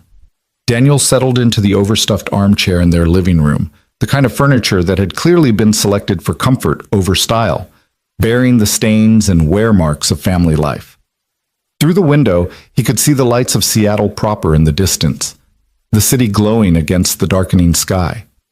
Tim handed him a cold beer, and for a few minutes they just sat in comfortable silence while Daniel ate cookies and felt the tension of the long drive slowly seep out of his shoulders. Upstairs, he could hear Lily's voice raised in delight as she apparently shared some story with her cousins, and the sound made something in his chest loosen. "So," Jennifer said, settling onto the couch next to Tim, tucking her feet under her in that way she'd done since they were kids. "Claire Donovan. Start from the beginning and don't leave anything out." Daniel told them the whole story, finding Claire crying in the terminal, Lily's fearless compassion with Mr. Hops, the conversation over grilled cheese, the canceled flight, and Claire's immediate response to arrange the car service. He told them about the phone calls during the drive, about the press conference, about the grant foundation she'd connected him with. When he finished, Jennifer and Tim exchanged a look that Daniel recognized from 15 years of watching them communicate in that silent shorthand that long-married couples developed. "What?" Daniel asked. "Nothing," Jennifer said in a tone that clearly meant something. "Jen, it's just... Danny, do you realize how extraordinary this whole thing is? This woman, this incredibly successful, powerful woman, met you at literally the worst moment of her professional life, and within hours she's rearranging her entire worldview. That's not nothing. She was vulnerable, and I was kind, that's all. That's everything," Tim interjected quietly. "Most people would have walked past her, or offered some platitude and moved on. You actually stopped. You sat with her. You saw her as a person, not as a CEO or a scandal or any of that. That matters. And she did the same for you," Jennifer added. "She saw you as a person worth investing in, not just some random stranger. She's making calls on your behalf, connecting you with resources, trying to improve your life. People don't do that casually, Danny." She's just trying to pay forward some kindness. Or she's trying to stay connected to someone who made her feel seen for the first time in years. Jennifer leaned forward, her expression serious. I've been reading about her since you called this morning. About her company, her reputation, the way she operates. And everything I'm reading suggests a woman who's brilliant and driven and completely isolated. Someone who built walls so high that nobody could reach her. And then you did. In one conversation, you reached her. Daniel felt uncomfortable under his sister's scrutiny. I don't know what you want me to say. Yes, we connected. Yes, there was something, I don't know, something real about our conversation. But Jen, she lives in Denver running a major consulting firm. I live in Denver fixing cars and raising a 6-year-old. We exist in completely different worlds. So did you and Sarah, Jennifer said softly. She was an ER nurse working insane hours. You were climbing the corporate ladder. Different worlds, different rhythms. But you made it work because you wanted to. Because what you had together mattered more than the logistics. The mention of Sarah made Daniel's throat tighten.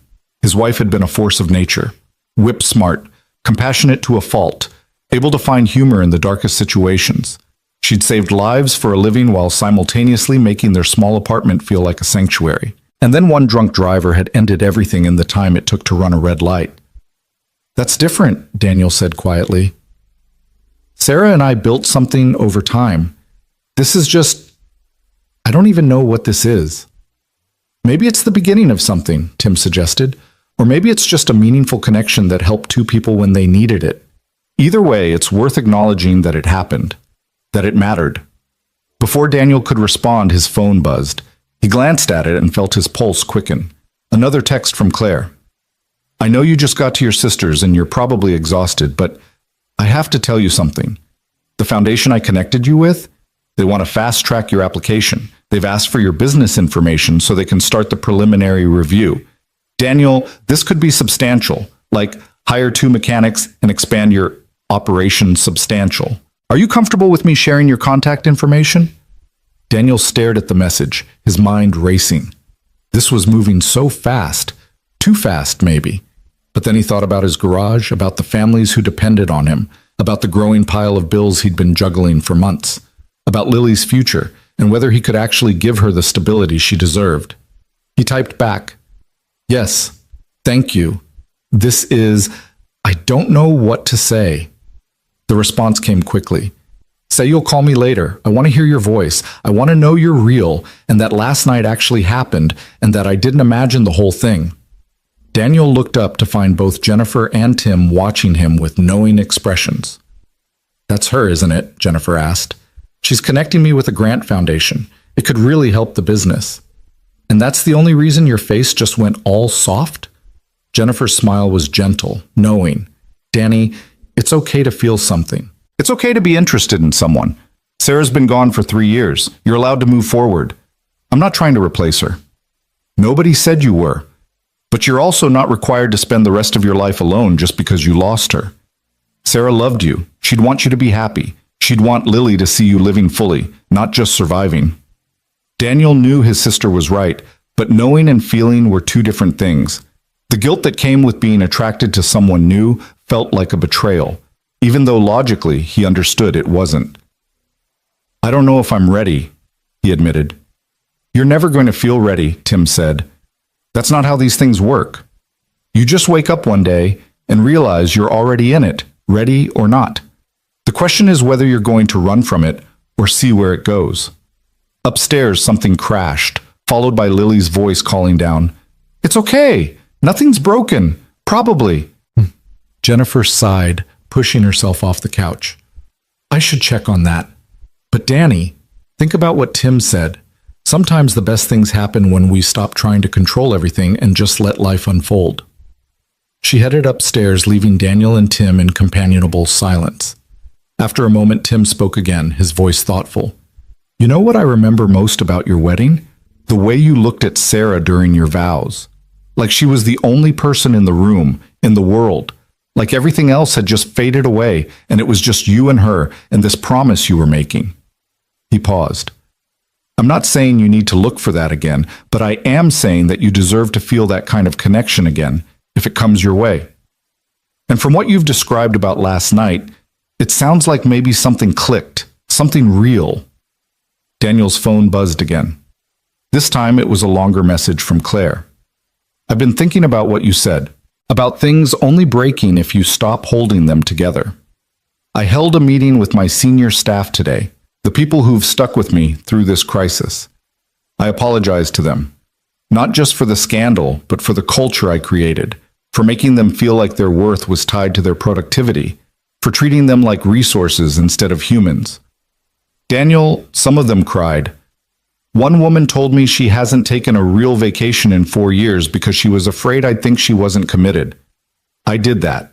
I created that fear, and I need to fix it, not just through policy changes, but through actually being a different kind of leader, a better kind of human. You're helping me see that, thank you. Daniel typed back, You're doing the hard work. That takes courage. I'm proud of you. He hesitated, then added, And yes, I'll call you later, after Lily goes to bed. The response was immediate.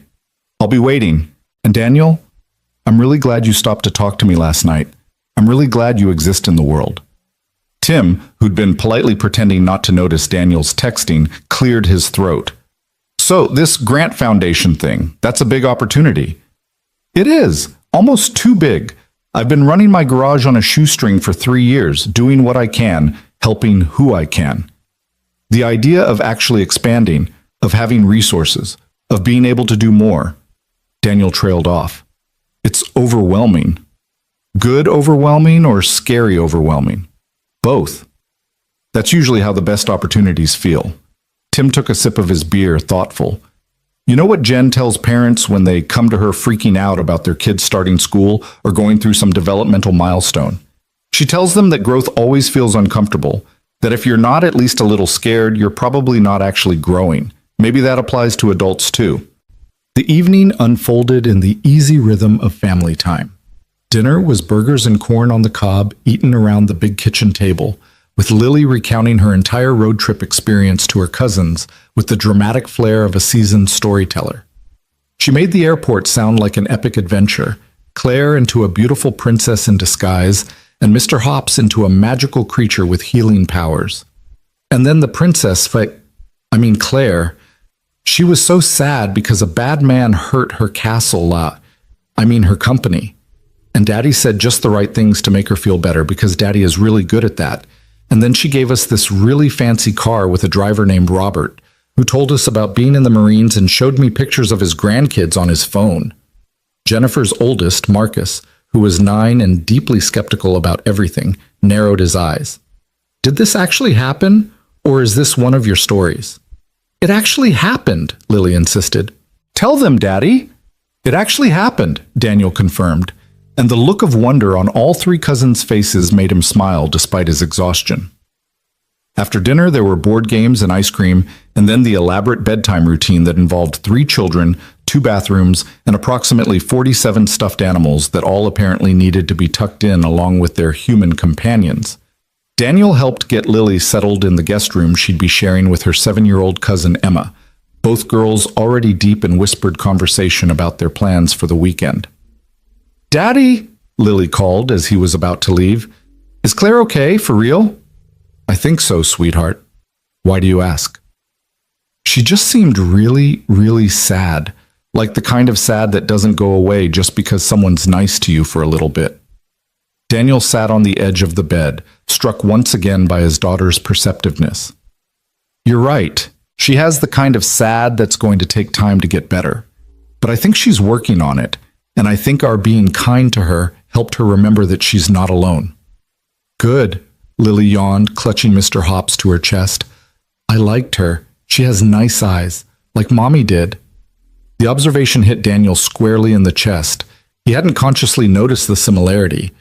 But now that Lily mentioned it, there was something about Claire's eyes, the warmth in them, the intelligence, the capacity for deep feeling, that did remind him of Sarah. Yeah, he said softly. She does. Do you like her, Daddy? Like her? I think she's a very nice person who we were lucky to meet. That's not what I asked. Lily's eyes were knowing beyond her years. It's okay if you do. I wouldn't be mad. I want you to be happy. Daniel felt tears prick at his eyes. When did you get so wise? I've always been wise. You just don't always notice because you're busy being a grown-up. She reached up and patted his cheek with her small hand. You can call her, if you want to. I won't tell anyone you have a crush. I don't have a crush. I'm 37 years old. Grown-ups don't have crushes. Yes, they do. Aunt Jennifer told me that Uncle Tim had a crush on her for 3 whole years before he finally asked her out. She said he was being silly and wasting time. Lily's expression turned serious. Don't waste time, Daddy. That's what you always tell me when I'm scared to try something new. Out of the mouths of babes, Daniel thought. I'll keep that in mind. Now go to sleep before Emma decides you're more interesting than sleeping and you both end up overtired and cranky tomorrow. Love you, Daddy. Love you too, sweetheart. So much. He found Jennifer in the kitchen, loading the dishwasher with the methodical efficiency of someone who'd done this exact task roughly 10,000 times. She glanced up when he entered, her expression warm. Lily settled? More or less. Although she just gave me relationship advice, so I'm not sure who's the parent anymore. Jennifer laughed. She's scary perceptive. Gets that from Sarah.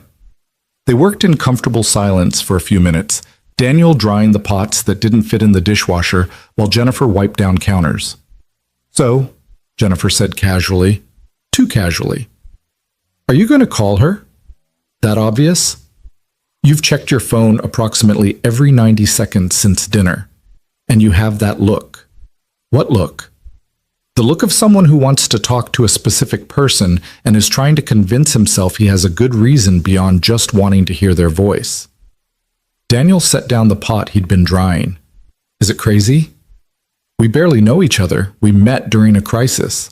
She's in the middle of a scandal that could destroy her company. I'm a single father living paycheck to paycheck.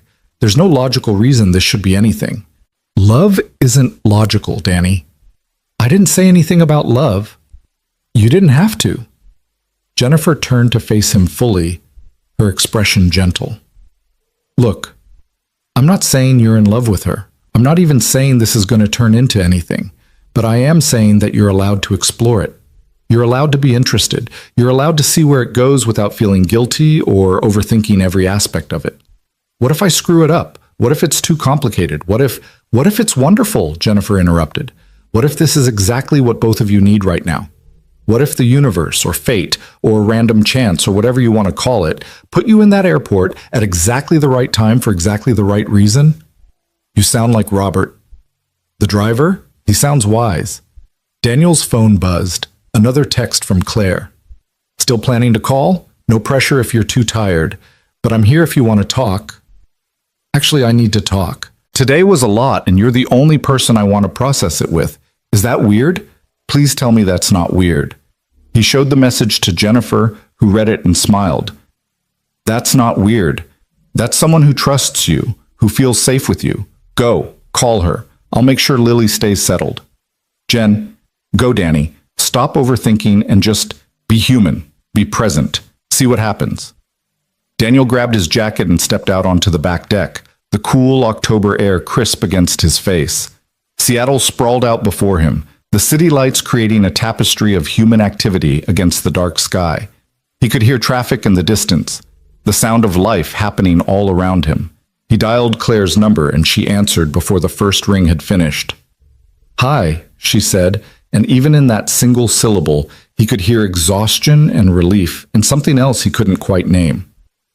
Hi, rough day? You have no idea. Or actually, you probably do, since you've been getting news alerts about my company all day. I may have been following the story. That press conference was either the best decision I've ever made or the thing that finally kills my company.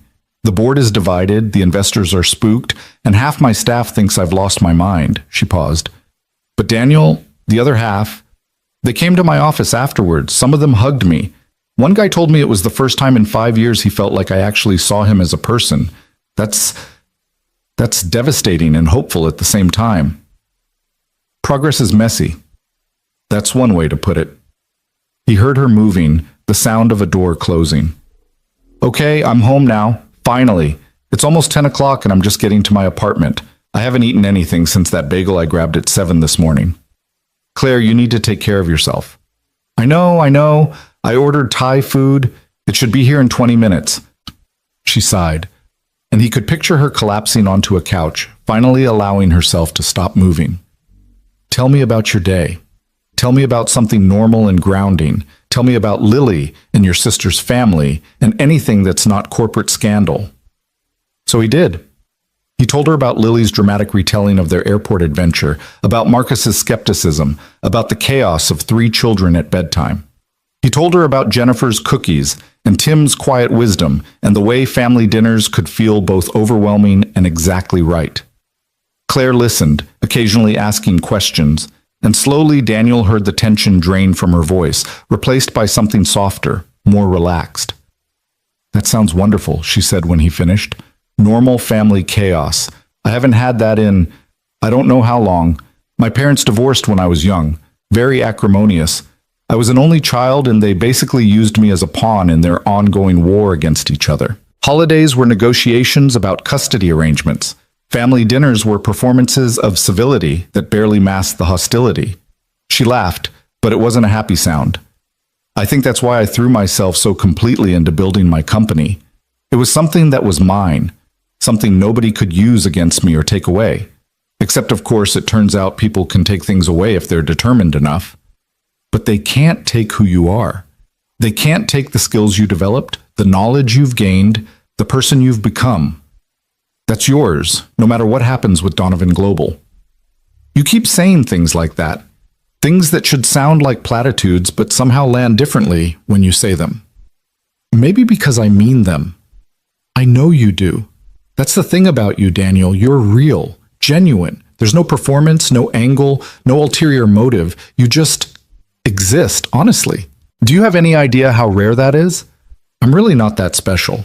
See, that's exactly what I mean. You don't even recognize your own value. She was quiet for a moment, and when she spoke again, her voice was vulnerable. Can I tell you something? Something I haven't told anyone else? Of course. I'm scared. Not just about the company, though that's terrifying enough, but I'm scared of what happens after. If we survive this, I have to actually follow through on everything I said in that press conference. I have to become a different kind of leader, build a different kind of culture. And I don't know if I can do that. What if I'm too damaged, too hardwired for the old way of operating? What if I try to change and it doesn't stick? Then you try again and again, and you keep trying until it does stick. Daniel leaned against the deck railing, looking out at the city lights. Change isn't a switch you flip, Claire. It's a practice. A series of choices you make every single day. And some days you'll make the right choice, and some days you'll fall back into old patterns. But the pattern of your choices over time, that's what matters. Not perfection, but direction. How are you so wise about this? 3 years of grief therapy and a lot of mistakes. He smiled even though she couldn't see him. After Sarah died, I had to completely rebuild my life. Had to learn how to be a single parent, how to run a household alone, how to keep showing up for Lily even when I wanted to disappear. And I screwed up constantly. Still do.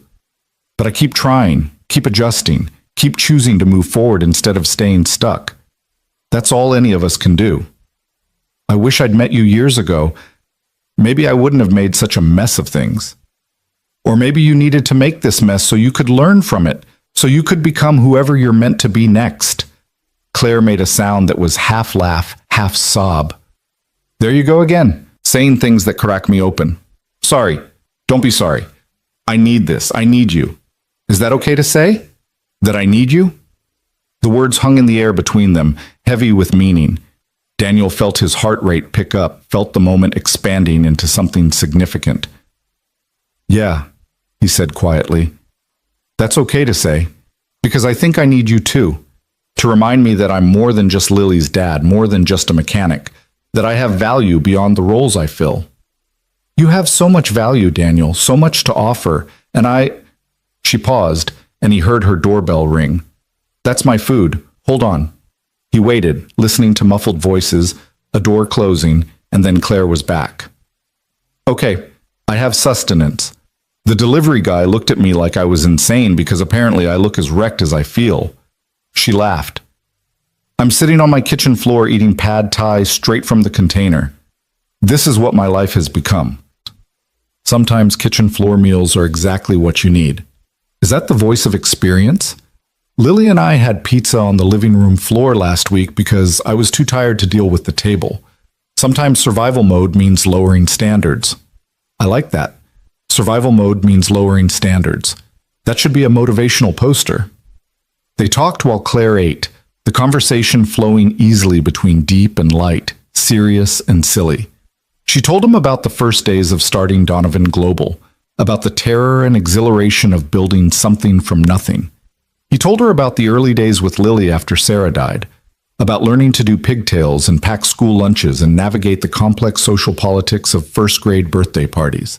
At some point, Claire moved from her kitchen floor to what sounded like a couch, her voice growing sleepy. "I should let you go," Daniel said, though he didn't want to. "You sound exhausted." "I am, but I don't want to hang up. Is that pathetic?" "Not even a little bit." "Daniel, can I ask you something personal?" "Sure." "Do you ever, after your wife died, did you ever think you'd feel this kind of connection with someone again?" His breath caught. "What kind of connection?" "This kind. Where talking to someone feels necessary, where their voice makes everything else quiet down, where you find yourself wanting to share things you don't usually share because somehow you trust that they'll understand." Daniel closed his eyes, feeling the truth of her words resonate through him. "Honestly? No. I thought that part of my life was over, that I'd had my chance at connection and lost it, and the rest was just going through the motions, being a good dad, doing good work, but never again feeling that spark of whatever this is." "Whatever this is," Claire repeated softly. "That's the question, isn't it? What is this?" "I don't know, but I know I haven't felt this way in 3 years, and I know that scares me and excites me in equal measure." "Me too. I've never felt like this, period. I've dated, had relationships, but there was always a part of me I kept walled off. Some core piece I wouldn't share because it felt too vulnerable, too dangerous. But with you, I don't know how to keep those walls up. You just walk right past them like they don't exist. Maybe because I'm not trying to get past them. I'm just trying to see you, to know you, not to conquer or possess or use, but just to understand." The silence that followed felt full rather than empty, charged with possibility and tenderness and the strange intimacy that could develop between two people who'd met by accident but stayed by choice. "I want to see you again," Claire said finally, her voice barely above a whisper. "Not eventually, not someday. Soon. Is that crazy? We live in the same city, and I'm asking when I can see you again like a teenager with a crush." Daniel felt a smile spread across his face, genuine and warm. "It's not crazy. I want to see you too. Maybe when I get back from Seattle? We could get coffee or dinner, something that doesn't involve airport terminals and existential crises." "That sounds perfect. Although I have to admit the airport terminal and existential crisis created a pretty memorable first meeting." "A memorable disaster, you mean?" "A memorable beginning," Claire corrected gently. "The best things in my life have usually started as disasters. Maybe this is one of them." They talked for another hour, neither wanting to be the first to end the call. Claire told him about her apartment, a sleek modern place in downtown Denver that sounded beautiful and utterly impersonal, more like a hotel room than a home. Daniel told her about his small house with its perpetually cluttered living room and Lily's artwork covering every available surface, and the garden he tried and mostly failed to maintain in the backyard. Eventually, Claire's words began to slur with exhaustion, and Daniel gently insisted she get some sleep. "Tomorrow's another big day," he said. "You need to be sharp." "I know, Thank you, Daniel, for today, for tonight, for all of it. You're helping me survive this." "You're surviving this yourself. I'm just keeping you company."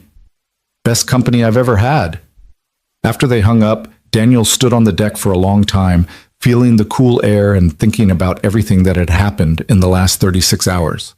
How a delayed flight and a crying stranger had somehow shifted the trajectory of his life in ways he was only beginning to understand. His phone buzzed one more time. "Claire." Sweet dreams, Daniel Hayes. Thank you for existing in the world at exactly the right time. He smiled, typing back. Sweet dreams, Claire Donovan. Thank you for teaching me I still know how to feel something other than just survival mode. When he went back inside, he found Jennifer waiting in the kitchen with 2 mugs of tea. So, she said, handing him one. How'd it go? Good. Really good. And? And I think I might be in trouble here, Jen. The good kind of trouble, but still. Jennifer smiled, the kind of knowing, affectionate smile only a sister could manage. About time you got into some good trouble. You've been playing it safe for too long. Playing it safe kept me functioning, kept Lily stable. And now maybe it's time for something more than just functioning. Time for actually living again. Daniel sipped his tea, thinking about Claire's voice on the phone, about the easy intimacy of their conversation, about the way talking to her felt like coming home after a long journey.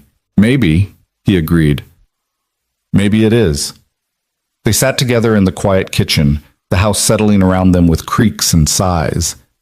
Upstairs, he could hear muffled giggles from the girls' room, the sound of childhood joy that felt like hope made audible.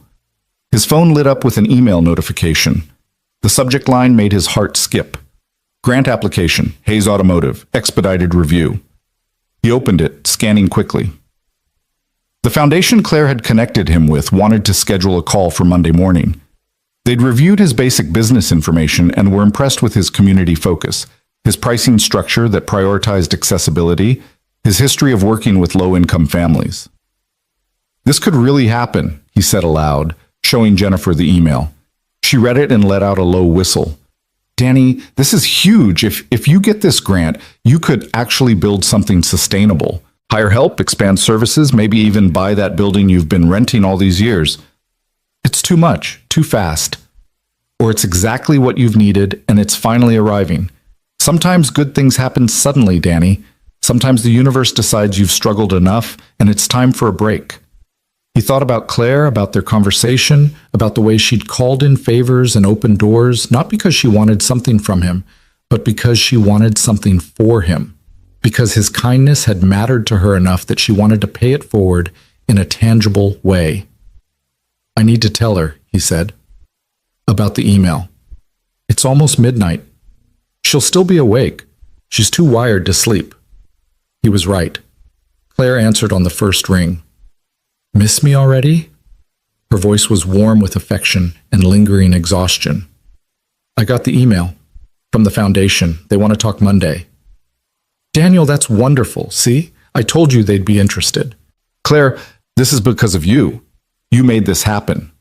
No, you made this happen by building a business that deserves support. I just introduced you to people who could see that. There's a difference. Still, thank you. This could change everything for me and Lily. Good. You deserve things changing for the better. Both of you do. She paused. Daniel, can I tell you what I love about you? The word love made his heart stutter, even though he knew she probably meant it casually. What? You accept help. Not easily, maybe, but you accept it. So many people, myself included usually, are so invested in being self-sufficient that they can't let anyone in, can't admit they need support.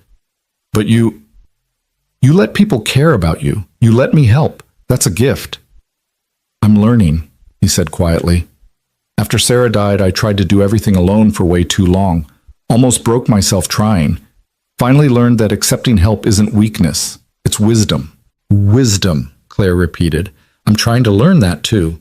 Today I accepted that I can't save my company alone, that I need my team, need their forgiveness and their help and their investment in rebuilding. It's terrifying. But you did it anyway. That's courage. Or desperation. Sometimes they're the same thing. Claire laughed, soft and genuine. You should write a book. Wisdom from a small-town mechanic who's actually a secret philosopher. I'm from Denver. That's not small town. Fine. Wisdom from a big city mechanic who happens to have the soul of a poet and the heart of a saint. Now you're just making fun of me. Never. I'm celebrating you. There's a difference. Her voice softened. Thank you for calling to tell me about the email. Thank you for wanting to share your good news with me. You're the reason for the good news. Of course, I wanted to share it with you. They said their goodbyes again, and this time when they hung up, Daniel felt something settle in his chest, a sense of rightness, of pieces clicking into place, of life opening up in unexpected and beautiful ways. He found Jennifer still in the kitchen, pretending to read a magazine, but clearly waiting for him. She called it good news, he said. What's happening with the foundation? And she was genuinely happy for me. Not performatively happy, not doing the socially required thing, actually happy. Because she cares about you. We barely know each other. You know the important things. You've seen each other at vulnerable moments.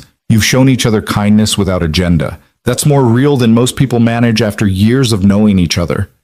Jennifer set down her magazine. Danny, I know you're scared. I know this is fast and complicated and brings up all sorts of feelings about Sarah and moving on. But I also know you're falling for this woman. And I think she's falling for you too. So my advice? Stop overthinking and just let it happen. What if it all falls apart? Then it falls apart and you survive and keep going, just like you've done before. But what if it doesn't? What if this is actually the beginning of something amazing? Daniel thought about Claire's voice on the phone, about the easy intimacy of their conversations, about how talking to her felt both brand new and deeply familiar. He thought about the way Lily had immediately trusted her, about how Mr. Hops had somehow become a bridge between strangers. I think I'm already in it, he admitted. Whatever it is, I'm already there. Jennifer smiled, standing up and pulling him into a hug. Then stop fighting it. Trust yourself. Trust her. See what happens. That night, lying in the guest room with the window cracked to let in cool Seattle air, Daniel found himself unable to sleep despite his exhaustion. His mind kept returning to Claire, to her laugh, to her vulnerability, to the way she'd rebuilt herself over the course of a single day, from devastated to determined. His phone lit up one more time.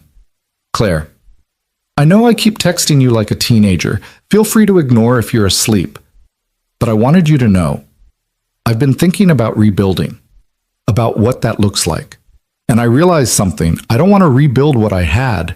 I want to build something new, something better, something that makes room for more than just work, for connection, for people like you and Lily who remind me what actually matters. Thank you for showing me what's possible. Daniel typed back. You're going to be amazing. Whatever you build next is going to be amazing because you're building it with wisdom gained from mistakes, with courage gained from surviving crisis, and with humanity gained from remembering that we're all just people trying our best. I believe in you. I believe in you too, in us, in whatever this is becoming. Daniel stared at those words, in us, and felt something shift inside him, a door opening that he'd thought was closed forever, a possibility emerging that felt both terrifying and exactly right. In us, he typed back. Yeah, I believe in that too. And somewhere between Seattle and Denver, between crisis and hope, between goodbye and hello, two people who'd met at the worst possible moment discovered that sometimes the worst moments created space for the best things to grow. The weekend in Seattle passed in a blur of family activities and stolen moments on his phone. Daniel found himself checking for messages from Claire with increasing frequency, and she seemed equally unable to go more than a few hours without reaching out. Their conversations ranged from mundane updates about their days to deeper exchanges about fear and hope and what it meant to rebuild a life after everything fell apart. On Saturday morning, while Lily and her cousins were occupied with an elaborate fort-building project in the living room, Daniel's phone rang with an unfamiliar number. He stepped into Jennifer's home office to answer. Mr. Hayes, this is Patricia Womack from the Riverside Community Investment Foundation. I hope I'm not calling at an inconvenient time. Daniel's pulse quickened. No, not at all. Thank you for calling. I wanted to reach out personally because your application has generated quite a bit of excitement here.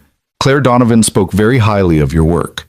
And when we looked into your business model, we were impressed by your commitment to serving low-income communities. The fact that you've maintained operation while consistently offering reduced rates and payment plans shows exactly the kind of sustainable community investment we like to support. I appreciate that. It's been challenging at times, but it's important work. We agree. which is why I wanted to let you know that we're prepared to offer you a grant of $75,000, pending final approval from our board meeting on Tuesday. Daniel felt the room tilt slightly. $75,000. That was more than he'd made in total profit over the last 2 years combined. That was hiring 2 experienced mechanics and still having money left over for new equipment. That was security for Lily's future. That was everything changing. I don't know what to say, he managed. Patricia's voice was warm. Say you'll accept it. Say you'll use it to continue doing the good work you're already doing, and say you'll submit quarterly reports so we can track the impact. Those are our only conditions. Yes, absolutely yes, thank you. This is going to change everything. That's what we hope for. We'll send over the paperwork early next week. Congratulations, Mr. Hayes. We're excited to support your work. After the call ended, Daniel sat in stunned silence, his phone clutched in his hand. $75,000. The number kept echoing through his mind, impossible and real at the same time. He needed to tell someone. He needed to share this with someone who would understand what it meant. His fingers moved almost of their own accord, dialing Claire's number. She answered on the second ring. Hey, how's Seattle? How's Lily? Claire, they called. The foundation. They're giving me $75,000. There was a brief pause, then Claire's voice came through, thick with emotion. Daniel, that's incredible. Oh my God, I'm so happy for you. I can hire people. I can expand. I can actually build something sustainable instead of just surviving month to month. His voice cracked. This is because of you. You made this happen. No, you made this happen by being the kind of person who deserves support. I just made an introduction. Everything else is you. She paused, and he could hear traffic in the background. Where are you? Can you talk for a minute? I'm at my sister's. I can talk. Where are you? In my car, actually. Driving to the office, even though it's Saturday, because apparently I still haven't learned how to take a day off. But Daniel, I want you to really hear this. That grant isn't charity. It's not a handout. It's recognition of the value you're already creating in your community. You earned this. I don't know if I believe that yet, but I'm trying. Good. Keep trying. And when you get back to Denver, we're celebrating. Properly. Champagne and dinner somewhere nice and a toast to new beginnings. I'd like that. Although I'm more of a beer guy than a champagne guy. Then we'll have beer. The point is celebration. The point is acknowledging that good things can happen even in the middle of chaos. Her voice softened. You gave me hope when I had none. Now I get to watch you receive something you've deserved for a long time. That feels like grace, Daniel. Like the universe balancing its scales. They talked for another 20 minutes, Claire walking him through what to expect with the grant paperwork, offering advice on hiring and expansion, asking questions about his business that showed genuine interest and understanding. When they finally hung up, Daniel felt lighter than he had in years, as if some massive weight he'd been carrying had finally been lifted. Jennifer found him still sitting in her office, staring at his phone with a dazed expression. That was quite a phone call, she observed. Good news? The foundation approved the grant. $75,000, Jen. $75,000. Jennifer's eyes went wide. Danny, that's amazing. Oh my God, that changes everything. That's what I said. He looked up at his sister. This is real, right? This is actually happening? It's real. It's happening, and you deserve every penny of it. She pulled him into a fierce hug. I'm so proud of you. Sarah would be so proud of you. The mention of Sarah brought tears to Daniel's eyes. His wife had always believed in him, had always pushed him to dream bigger, to see his own value. She would have loved knowing that he'd found a way to expand his ability to help people, to make a real difference in his community. I wish she could see this, he said quietly. Maybe she can. And maybe she's also happy that you're finding happiness again. With Claire. Daniel pulled back, wiping at his eyes. It's too soon to call it happiness. We've known each other less than a week. And in that time, she's helped you secure a massive grant. You've helped her find the courage to rebuild her company. And you've both admitted you need each other. That's not nothing, Danny. That's the beginning of something real. The rest of Saturday unfolded in a haze of celebration. Jennifer insisted on taking everyone out for ice cream, and Daniel found himself surrounded by the chaotic joy of 3 sugar-high children while he tried to process the seismic shift his life had just taken. Lily, sensing something important had happened even if she didn't understand the details, stuck close to his side, her small hand finding his whenever they moved from one place to another. That evening, after the children had been corralled into bed, and the adults had collapsed in the living room with wine and exhaustion, Daniel's phone lit up with a video call from Claire. He excused himself to the back deck, the cool night air clearing his head. Claire's face filled the screen, and Daniel felt his breath catch slightly. She'd clearly been working. Her hair was pulled back in a messy bun, she wore glasses he hadn't seen before, and there were papers scattered around her, but she looked more relaxed than he'd seen her, even in their brief in-person meeting. "Hi," she said, smiling in a way that made her whole face light up. "I wanted to see you. Is that okay? Am I interrupting family time?" "You're not interrupting. Everyone's winding down for the night. How are you?" "Exhausted, but good. Productive, actually. I spent the day working on the new organizational structure for Donovan Global, mapping out what a values-first culture actually looks like in practical terms." She shifted, and he caught a glimpse of her apartment behind her. Modern, sleek, with floor-to-ceiling windows that showed the Denver skyline. "It's harder than I expected, honestly. Dismantling systems you built is strange work. But necessary work." "But necessary," she agreed. "Daniel, can I ask you something? And I want you to be completely honest." "Always." "When you look at me, do you see a CEO? Someone powerful and put together and intimidating? Or do you see the person who is crying in an airport?" The question was so vulnerable, so raw, that Daniel took a moment to really consider his answer. "I see both," he said finally. "I see someone who built something remarkable, who has the intelligence and drive to lead a major company. But I also see someone who's learning that strength includes vulnerability, someone who's brave enough to admit when they're scared or lost or overwhelmed. I think I see the whole person, not just the role you play." Claire's eyes shimmered with unshed tears. "That's all I've ever wanted. For someone to see all of me and not run away. I'm not running anywhere." "Promise?" "Promise. Although fair warning, I'm probably going to screw up sometimes, say the wrong thing or miss important cues or fail to show up the way you need. I'm not perfect, Claire. I'm just trying my best." "Your best is pretty extraordinary from where I'm sitting." They talked until Daniel's phone battery dropped below 10%, about everything and nothing. Claire told him about the messages she'd been receiving since her press conference, some supportive, many critical, a few that were outright cruel. Daniel told her about watching Lily play with her cousins, about the easy chaos of family life, about how Jennifer had insisted on celebrating his grant with entirely too much ice cream. "I want to meet her," Claire said suddenly. "Your sister. And Lily's cousins. I want to see this world you're describing. The family dinners, and the chaos, and the cookie baking, and all of it." "You'd hate it," Daniel said, but he was smiling. "It's loud and messy, and there's no structure whatsoever." "It sounds perfect. It sounds like everything I never had growing up. Everything I've been too busy to build as an adult." She paused, her expression turning serious. "Daniel, I need to tell you something. About my life, about who I was before all this." "Okay." "I was lonely, desperately, achingly lonely. I had colleagues and business contacts and people I saw at industry events, but no real friends. No one I could call at 2 a.m. when I couldn't sleep. No one who cared about me separate from what I could do for them." Her voice wavered slightly.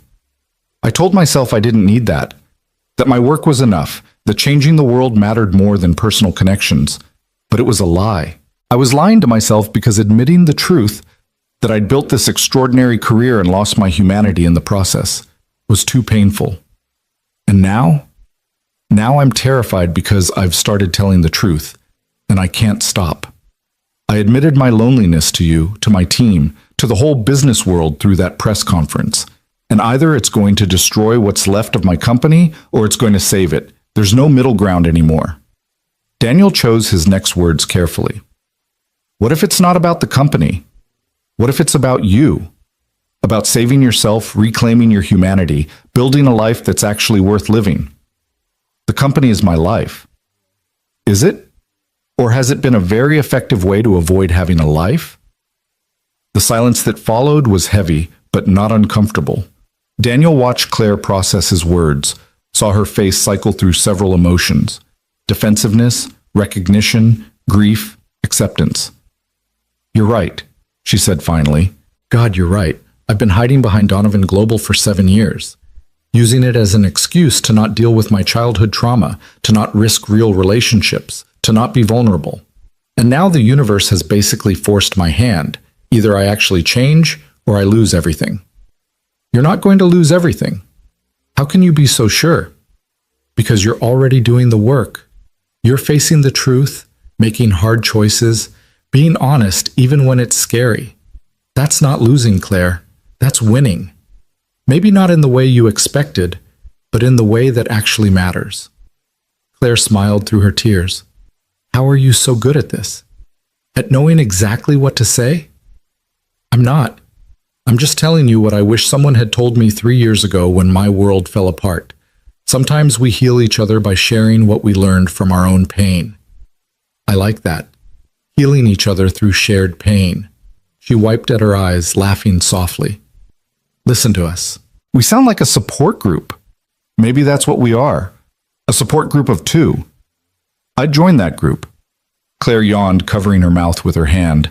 "I should let you go. You're on vacation, and I'm monopolizing your time." "You're not monopolizing anything. I like talking to you. I look forward to it, actually." "Me too. More than I probably should, given that we barely know each other." "We know the important things." "We do, don't we?" Claire's expression turned soft, vulnerable. "Daniel, when you get back to Denver, can we spend real time together? Not just phone calls, but actual time. I want to take you to dinner. I want to meet Lily properly, not in an airport terminal at midnight. I want to see your garage and understand your work and just be around you. I'd like that a lot." "It's a date then." "Well, not a date unless you want it to be a date, in which case it's definitely a date. But if you're not ready for that, then it's just 2 friends spending time together, which is also completely fine." And she stopped, laughing at herself.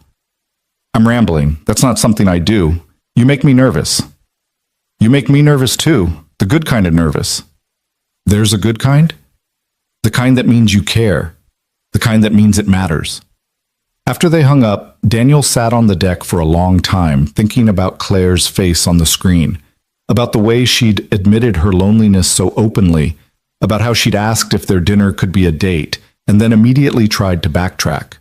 There was something endearing about seeing this powerful, accomplished woman reduced to nervous rambling because of him. He found Jennifer still awake, reading in the living room. "That looked like an intense conversation," she observed. "She wants to go on a date. When I get back to Denver," she actually used the word date and then panicked and tried to take it back. Jennifer grinned. "And what did you say?" "That it's a date. That I want to spend time with her. That this matters." He sat down next to his sister. "Jen, I think I'm falling for her. Is that crazy? We've known each other less than a week." "Time is relative. You can know someone for years and never really see them. Or you can know someone for days and see right into their soul. It sounds like you and Claire are the second kind." "What if I'm not ready? What if this is too soon after Sarah?" "Danny, there's no rule book for this. There's no magical amount of time after which it's okay to move on. Sarah died 3 years ago. You've grieved her, honored her, kept her memory alive for Lily. But you're also still here, still living, still capable of feeling and connecting and loving. Sarah would want that for you. She loved you. She'd want you to be happy." Daniel felt tears prick at his eyes. "I still miss her. Every day." "I know you do, and you probably always will. But missing Sarah doesn't mean you can't also make room for Claire. The heart has infinite capacity, Danny. Love doesn't subtract from love, it multiplies." Sunday morning dawned clear and bright, perfect autumn weather that made everything feel possible. Jennifer had planned a hike in a nearby state park, and Daniel found himself walking beside Tim while the children ranged ahead with Jennifer, their excited voices carrying back through the trees. "Jennifer told me about the grant," Tim said. That's phenomenal, Daniel. Really phenomenal. I'm still processing it, honestly. It doesn't feel real yet. And this woman, Claire, she really just connected you with the foundation out of gratitude? I think it was more than gratitude. I think it was her way of doing something good in the middle of everything falling apart, of remembering why she started her company in the first place. Tim nodded thoughtfully. Jennifer also mentioned that you two have been talking quite a bit, that there might be something developing there. Maybe. Probably. I don't know. Daniel picked up a stick and tossed it further down the trail. It's complicated. Most good things are. Tim was quiet for a moment, then continued. Can I tell you something? About when I first met Jennifer? Sure. I was terrified of her. She was so competent, so together, so far out of my league that I couldn't imagine she'd ever be interested in someone like me. I taught high school science. She was finishing medical school. She was going to save lives, and I was going to teach kids about photosynthesis. It seemed impossible. But you asked her out anyway. Eventually, after 3 years of friendship where I convinced myself that being her friend was enough, that I didn't need anything more, and then one day she told me she was moving across the country for a residency program, and I realized that enough was actually a lie I'd been telling myself. So I told her how I felt, expecting rejection, preparing to lose even the friendship. Obviously that worked out. Obviously. But Daniel, the point is that sometimes the things that seem impossible are actually just scary. Sometimes the person you think is out of your league is actually the person who sees you most clearly.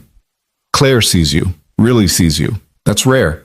Don't run from it just because it's intimidating. They hiked in comfortable silence for a while, the trail winding through towering evergreens and offering occasional glimpses of distant mountains. Ahead, Lily shrieked with delight over something, probably a particularly interesting rock or piece of moss, and Daniel felt a surge of love for his daughter so intense it was almost painful. His phone buzzed in his pocket, a text from Claire. Sorry to interrupt your Sunday, but I had to share. 3 major clients just called to say they're staying with Donovan Global. They said the press conference showed the kind of integrity they want to work with. Daniel, I think we might actually survive this. He typed back, That's incredible. I knew you could do it. Your honesty is your strength, not your weakness. Learning that slowly, hope you're having a beautiful day in Seattle. Thinking about you. Thinking about you too. Always. The week ahead stretched before him with new possibility. He'd fly back to Denver on Monday evening. On Tuesday, he'd meet with the foundation to sign the grant paperwork. On Wednesday, he'd start the hiring process for the 2 mechanics he desperately needed. And somewhere in there, he'd make time for that date with Claire, for the chance to sit across from her at a restaurant table instead of an airport cafe, to see who they could be when they weren't both in crisis mode. The thought filled him with equal parts excitement and terror. Sunday evening, as they were packing up to head back to Jennifer's house, Lily came and sat next to Daniel on a fallen log overlooking a small stream. Daddy, can I ask you something? Always, sweetheart. Do you like Claire? Like the way you liked Mommy? The question was so direct, so fearless, that Daniel had to take a moment to formulate an answer that was honest but age-appropriate. I like her very much, he said carefully. She's a good person who's going through a hard time, and I enjoy talking to her and spending time with her. But do you like her? Maybe. It's still early, and we're still getting to know each other. Why do you ask? Lily kicked at the dirt with her shoe, not meeting his eyes. Because if you did like her like that, it would be okay. I wouldn't be mad or sad. I want you to be happy, Daddy. You're always making sure I'm happy, but sometimes I think you forget about yourself. Daniel felt his throat tighten with emotion. When did you get so wise? I'm 6 3/4. That's practically 7. I know things. She looked up at him with Sarah's eyes. Mommy would want you to be happy too. I think she'd like Claire. You think so? Yeah. Claire listened to me talk about hermit crabs and didn't act like it was boring. And she let me hold Mr. Hops even though she was really sad. And she sent us a fancy car because she wanted to be nice. Those are good things. Mommy liked people who did good things. Daniel pulled Lily into his lap, holding her close. You're absolutely right. Mommy did like people who did good things, and you're right that it would be okay if I liked Claire in that special way. Thank you for telling me that, sweetheart. It means a lot. You're welcome. Can we get ice cream on the way home? The abrupt subject change was so quintessentially Lily that Daniel had to laugh. Sure, we can get ice cream. That night, after Lily had fallen asleep and he'd said his goodnights to Jennifer and Tim, Daniel found himself on the back deck again, phone in hand, debating whether to call Claire or just send a text. Before he could decide, his phone rang, Claire calling him. I was just thinking about calling you, he said by way of greeting. Beat you to it. She sounded happy, lighter than he'd heard her all weekend. I have good news. Real, substantial good news. Tell me. The board met this afternoon. Emergency Sunday session. They voted unanimously to support the restructuring plan. Not only that, but two of our biggest investors who'd pulled out have committed to coming back in. Daniel, we're going to make it. Donovan Global is going to survive. Claire, that's amazing. I'm so proud of you. I couldn't have done it without you. Without you showing me that vulnerability isn't weakness, that honesty matters more than appearing perfect, that people respect authenticity more than they respect carefully constructed facades. She paused, and he could hear emotion in her voice. You changed my life, Daniel Hayes. In less than a week, you completely changed the trajectory of my life. We changed each other's lives. That grant is going to transform my business, give me stability I've never had. You did that. We did that for each other. That's what this is, I think. Two people showing up at exactly the right time to help each other remember who they want to be. They talked until nearly midnight, their conversation ranging from practical matters about the coming week to deeper questions about what they were building together, what this connection meant, where it might lead. I'm nervous about our date, Claire admitted. Is that ridiculous? I negotiate million-dollar contracts without breaking a sweat, but the idea of sitting across from you at a restaurant makes me feel like a teenager. I'm nervous too, but the good kind of nervous. There's that phrase again. I'm starting to believe you might be right, that nervous can be good when it means something matters. It matters, Claire. You matter. This matters. You matter too, so much, more than I think you realize. After they hung up, Daniel lay in bed staring at the ceiling, his mind too active for sleep. Everything was changing so fast. The grant, the business expansion, Claire, the possibility of something real developing between them. It felt like standing on the edge of a cliff, knowing you were about to jump but unable to see what waited below. His phone lit up one more time. Claire, thank you for everything, for seeing me, for believing in me, for making me want to be brave. Sweet dreams, Daniel. I'll see you soon. He smiled, typing back, Sweet dreams, Claire. Can't wait to see you. To really see you in person, not in crisis mode. Just you and me and the possibility of something beautiful. Something beautiful. I like the sound of that. Good night, Daniel Hayes. Thank you for existing in the world. Good night, Claire Donovan. Thank you for finding me in that airport. Monday morning arrived too quickly. The weekend compressed into a blur of family time and phone calls and the constant low-level awareness of Claire, even when they weren't actively talking. Jennifer drove them to the airport, Lily chattering in the back seat about everything she wanted to tell her teacher about her Seattle adventure. At the departure gate, Jennifer pulled Daniel into a tight hug. I'm really happy for you, she said quietly. The grant, Claire, all of it. You deserve good things, Danny. You've earned them. Thank you for hosting us, for the cookies and the wisdom and the reminder that family matters. Come back soon and bring Claire next time. I want to meet this woman who's captured my brother's heart. I'm not sure my heart is captured yet. Jennifer laughed. Yes, it is. You just haven't fully admitted it to yourself yet. But you will, soon. The flight back to Denver was smooth and uneventful, Lily falling asleep almost immediately while Daniel found himself unable to focus on anything except his phone, watching for messages from Claire even though they'd agreed to give each other space to handle their respective Mondays. But as the plane began its descent into Denver, his phone buzzed with a text. Welcome home. Can't wait to see you properly. Dinner Wednesday? I'll make reservations somewhere nice. Or we could do something casual if you prefer. Whatever feels right, just want to spend time with you. He typed back. Wednesday sounds perfect. Surprise me with the location. I trust you. You trust me. Those words mean more than you know. See you in 2 days, Daniel Hayes, counting down the hours. As the plane touched down in Denver and Lily stirred awake beside him, Daniel felt something shift inside his chest. A opening, a lightening, a sense that life was about to become something other than just survival and responsibility. That maybe, just maybe, there was room for joy and connection and the particular brand of nervous excitement that came from falling for someone who saw you clearly and chose you anyway. The city lights of Denver spread out below them, familiar and full of new possibility, and Daniel smiled at the view, at the future, at whatever came next. He was ready. Scared, uncertain, still carrying grief and caution and the weight of past loss, but ready nonetheless. Ready to take the leap, to risk his heart, to see if Claire Donovan might be the person who helped him remember how to truly live instead of just survive. 2 more days until their date. 48 hours until he'd see her face across a table, until they'd try to be something other than 2 people in crisis finding comfort in each other's presence. 2 days to prepare for whatever beautiful, terrifying, wonderful thing was beginning to bloom between them. Tuesday morning found Daniel at his garage before sunrise, unable to sleep through the combination of nerves about the grant meeting and anticipation about seeing Claire the following evening. The familiar smell of motor oil and metal greeted him as he unlocked the door, and for a moment he just stood there, taking in the space that had been his sanctuary for 3 years. The garage was small, just 2 bays and a cramped office that doubled as a waiting area. But it was his.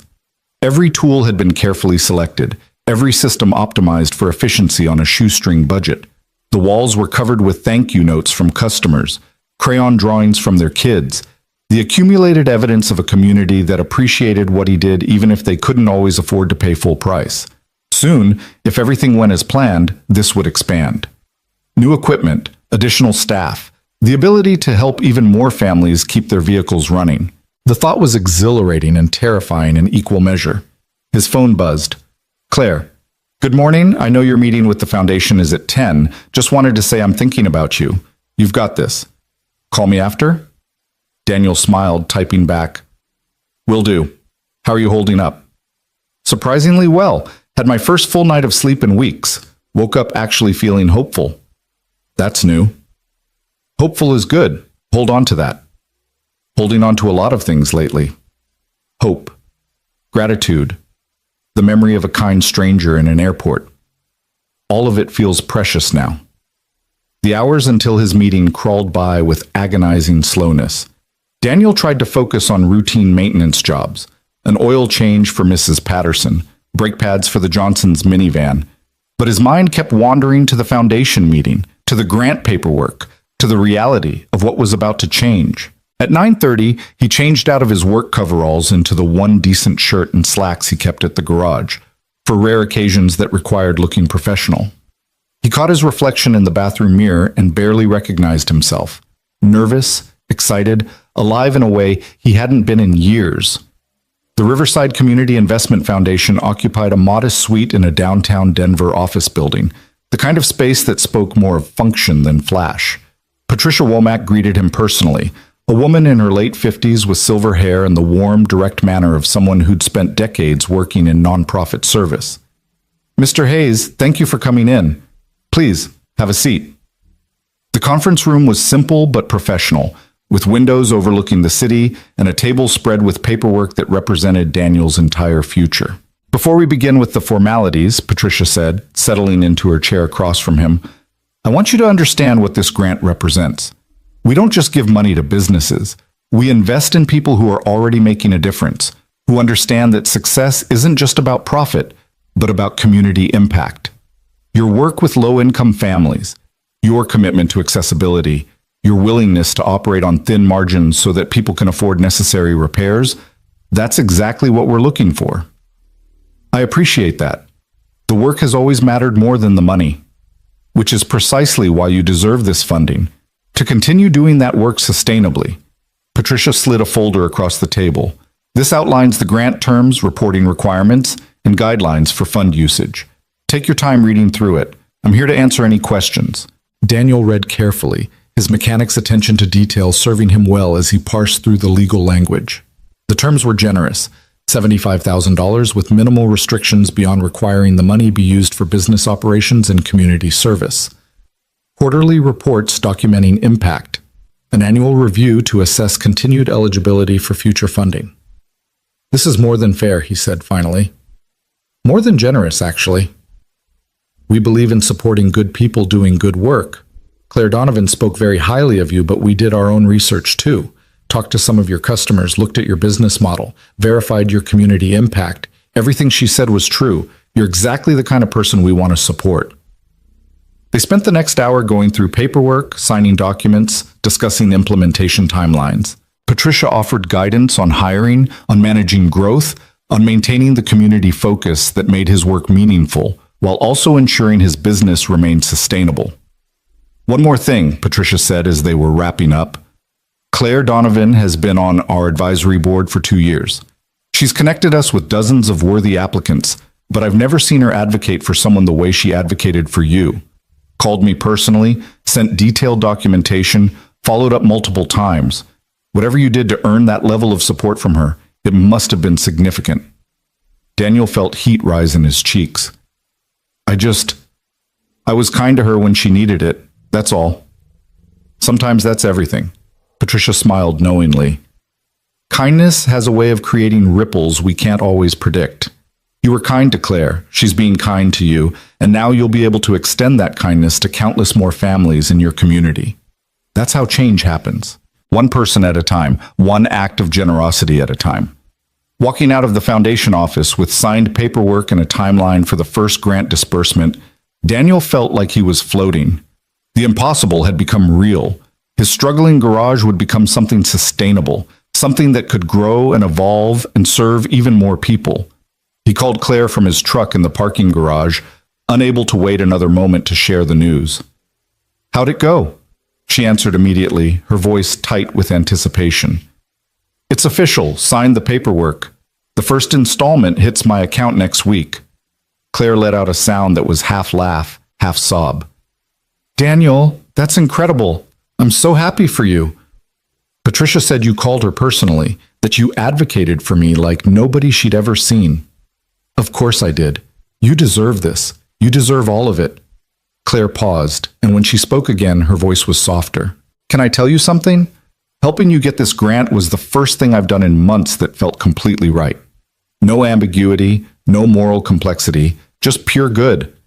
You reminded me why I started my company, and then you let me actually live those values by supporting you. So really, you gave me a gift too. We keep saving each other. That's our thing, apparently. I like our thing. I like it a lot. He could hear the smile in her voice. Are you still free tomorrow for dinner? Absolutely. Where should I meet you? I made reservations at Mercantile. It's in Union Station. Quiet, excellent food, the kind of place where we can actually talk without shouting over noise. 7 o'clock? Perfect. Should I bring anything? Do anything special? Just bring yourself. That's all I want. Just you, Daniel Hayes, exactly as you are. After they hung up, Daniel sat in his truck for a long moment, processing everything that had happened. In less than a week, his entire life had transformed. The business he'd been barely keeping afloat would now have the resources to thrive. And the woman who'd been crying in an airport terminal was now the person he thought about constantly, the voice he wanted to hear first thing in the morning and last thing at night. The rest of Tuesday passed in a blur of work and planning and the occasional moment of panic about the date. Daniel found himself second-guessing everything. What to wear, what to talk about, whether he was ready for this, whether it was too soon, whether he was being disloyal to Sarah's memory by feeling this way about someone new. That evening, after putting Lily to bed, he found himself pulling out the box of Sarah's things he kept on the top shelf of his closet. Photos, letters, small mementos from their life together. He sat on the bedroom floor surrounded by memories, feeling the familiar ache of loss mixed with something new. Permission, maybe, or acceptance. I think I'm ready, he whispered to her photo, to her memory, to whatever part of her might still exist in the universe. I think I'm ready to try again, to let someone in. I hope that's okay. I hope you'd approve. The silence that followed felt gentle rather than empty, and Daniel took that as the blessing it probably was. Wednesday morning arrived with crystalline clarity, the kind of perfect autumn day that made Denver feel like the best place on earth. Daniel dropped Lily at school, returned to the garage to handle a few urgent repairs, and then found himself with several hours to kill before the evening. He went home and stood in front of his closet, suddenly aware of how limited his wardrobe was. Work clothes, casual clothes, and exactly one outfit suitable for something nice. He'd bought the navy button-down and dark jeans for a funeral 2 years ago and hadn't worn them since. His phone rang. Jennifer, calling with impeccable timing as always. "So," she said without preamble, "tonight's the big night. How did you even know about tonight?" "Danny, you've been texting me updates constantly. Also, I'm your sister. I know things. Are you nervous?" "Terrified." "Good nervous or bad nervous?" "I don't know anymore. Both? All of the above?" He sat on the edge of his bed, staring at the clothes laid out. "Jen, what if this is a mistake? What if I'm not ready? What if I screw it up?" "Then you screw it up and survive and try again." "But Danny, from everything you've told me about Claire, she's not expecting perfection. She's expecting honesty. Just be yourself. That's already enough." "What if myself isn't enough?" "Then she's not the right person, and you'll both figure that out and move on." "But I don't think that's what's going to happen. I think you're going to have a wonderful evening with someone who already sees your value, and you're going to let yourself enjoy it without sabotaging it with overthinking." After they hung up, Daniel forced himself to take a shower, to put on the nice clothes, to actually look at himself in the mirror and acknowledge that he was doing this. He was going on a date, his first real date since Sarah died. The significance of it sat heavy in his chest. His phone buzzed. "Claire, I know it's early, but I'm already nervous and excited and possibly losing my mind. Is it normal to change outfits 4 times for a dinner date?" Daniel laughed, tension easing slightly. He typed back, "If it makes you feel better, I've been staring at my closet for 20 minutes trying to decide between 2 nearly identical shirts." "It does make me feel better, actually. We're both nervous disasters. That's comforting. Maybe that's what makes this work. We're disasters together." Beautiful disasters. I like that. "See you at 7, Daniel Hayes," counting down the hours. The afternoon stretched endlessly. Daniel picked up Lily from school and tried to focus on helping her with homework, making her dinner, listening to her chatter about playground politics and the art project they were starting next week. But his mind kept drifting to the evening ahead, to seeing Claire in person for the first time since that chaotic airport night. His neighbor, Mrs. Chen, arrived at 6:15 to babysit. She was a retired teacher who adored Lily and frequently offered to watch her when Daniel needed help. "You look very handsome," Mrs. Chen observed as Daniel checked his reflection one more time. "Special occasion?" "Dinner, with a friend." "A friend who makes you this nervous?" She smiled knowingly. "Good. You deserve some happiness, Daniel. Go, enjoy. Don't worry about Lily. We'll have a wonderful evening." Lily appeared in her pajamas, already prepared for bed, even though it was barely past 6:30. "You look fancy, Daddy. Is this for your date with Claire?" "It's not. It is dinner with Claire, yes." "It's a date," Lily said with absolute certainty. "You should bring her flowers. That's what people do on dates." "How do you know about bringing flowers on dates?" "Emma's dad brought her mom flowers last week, and Emma said it was because they were having a date night. So you should bring Claire flowers, too." The logic was unassailable. Daniel found himself making a quick stop at a grocery store on the way downtown, selecting a simple bouquet of mixed flowers that seemed cheerful without being over the top. He felt slightly ridiculous carrying flowers through the parking garage at Union Station, but Lily's advice had been sound. This was a date, and dates involved flowers. Mercantile Dining and Provision sat inside the beautifully restored Union Station, all exposed brick and warm lighting and the kind of casual elegance that made you feel comfortable while still feeling special. Daniel arrived 10 minutes early and stood outside for a moment, trying to calm his racing heart. He saw Claire before she saw him. She was standing near the host stand, wearing a deep green dress that was elegant without being formal, her dark hair down around her shoulders instead of pulled back. She was checking her phone with an expression of nervous concentration, and Daniel felt his breath catch at the sight of her. This was the woman who'd been crying in an airport terminal 6 days ago. This was the woman he'd talked to for hours on the phone, sharing fears and hopes and the tentative beginning of something neither of them had expected. This was Claire, and she was beautiful, and she was here, and this was really happening.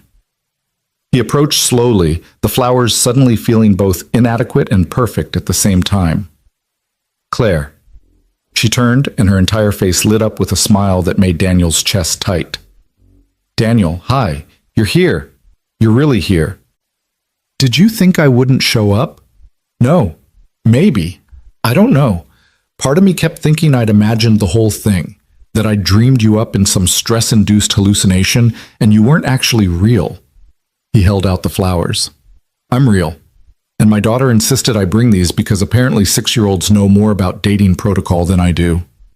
Claire took the bouquet, her eyes shining with something that looked like tears. These are perfect. She's perfect. You're perfect. Oh God, I'm already rambling and we haven't even sat down yet.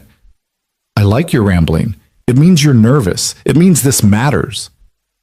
It matters so much. She looked at him directly, and Daniel felt the full force of her attention, her intelligence, her genuine affection.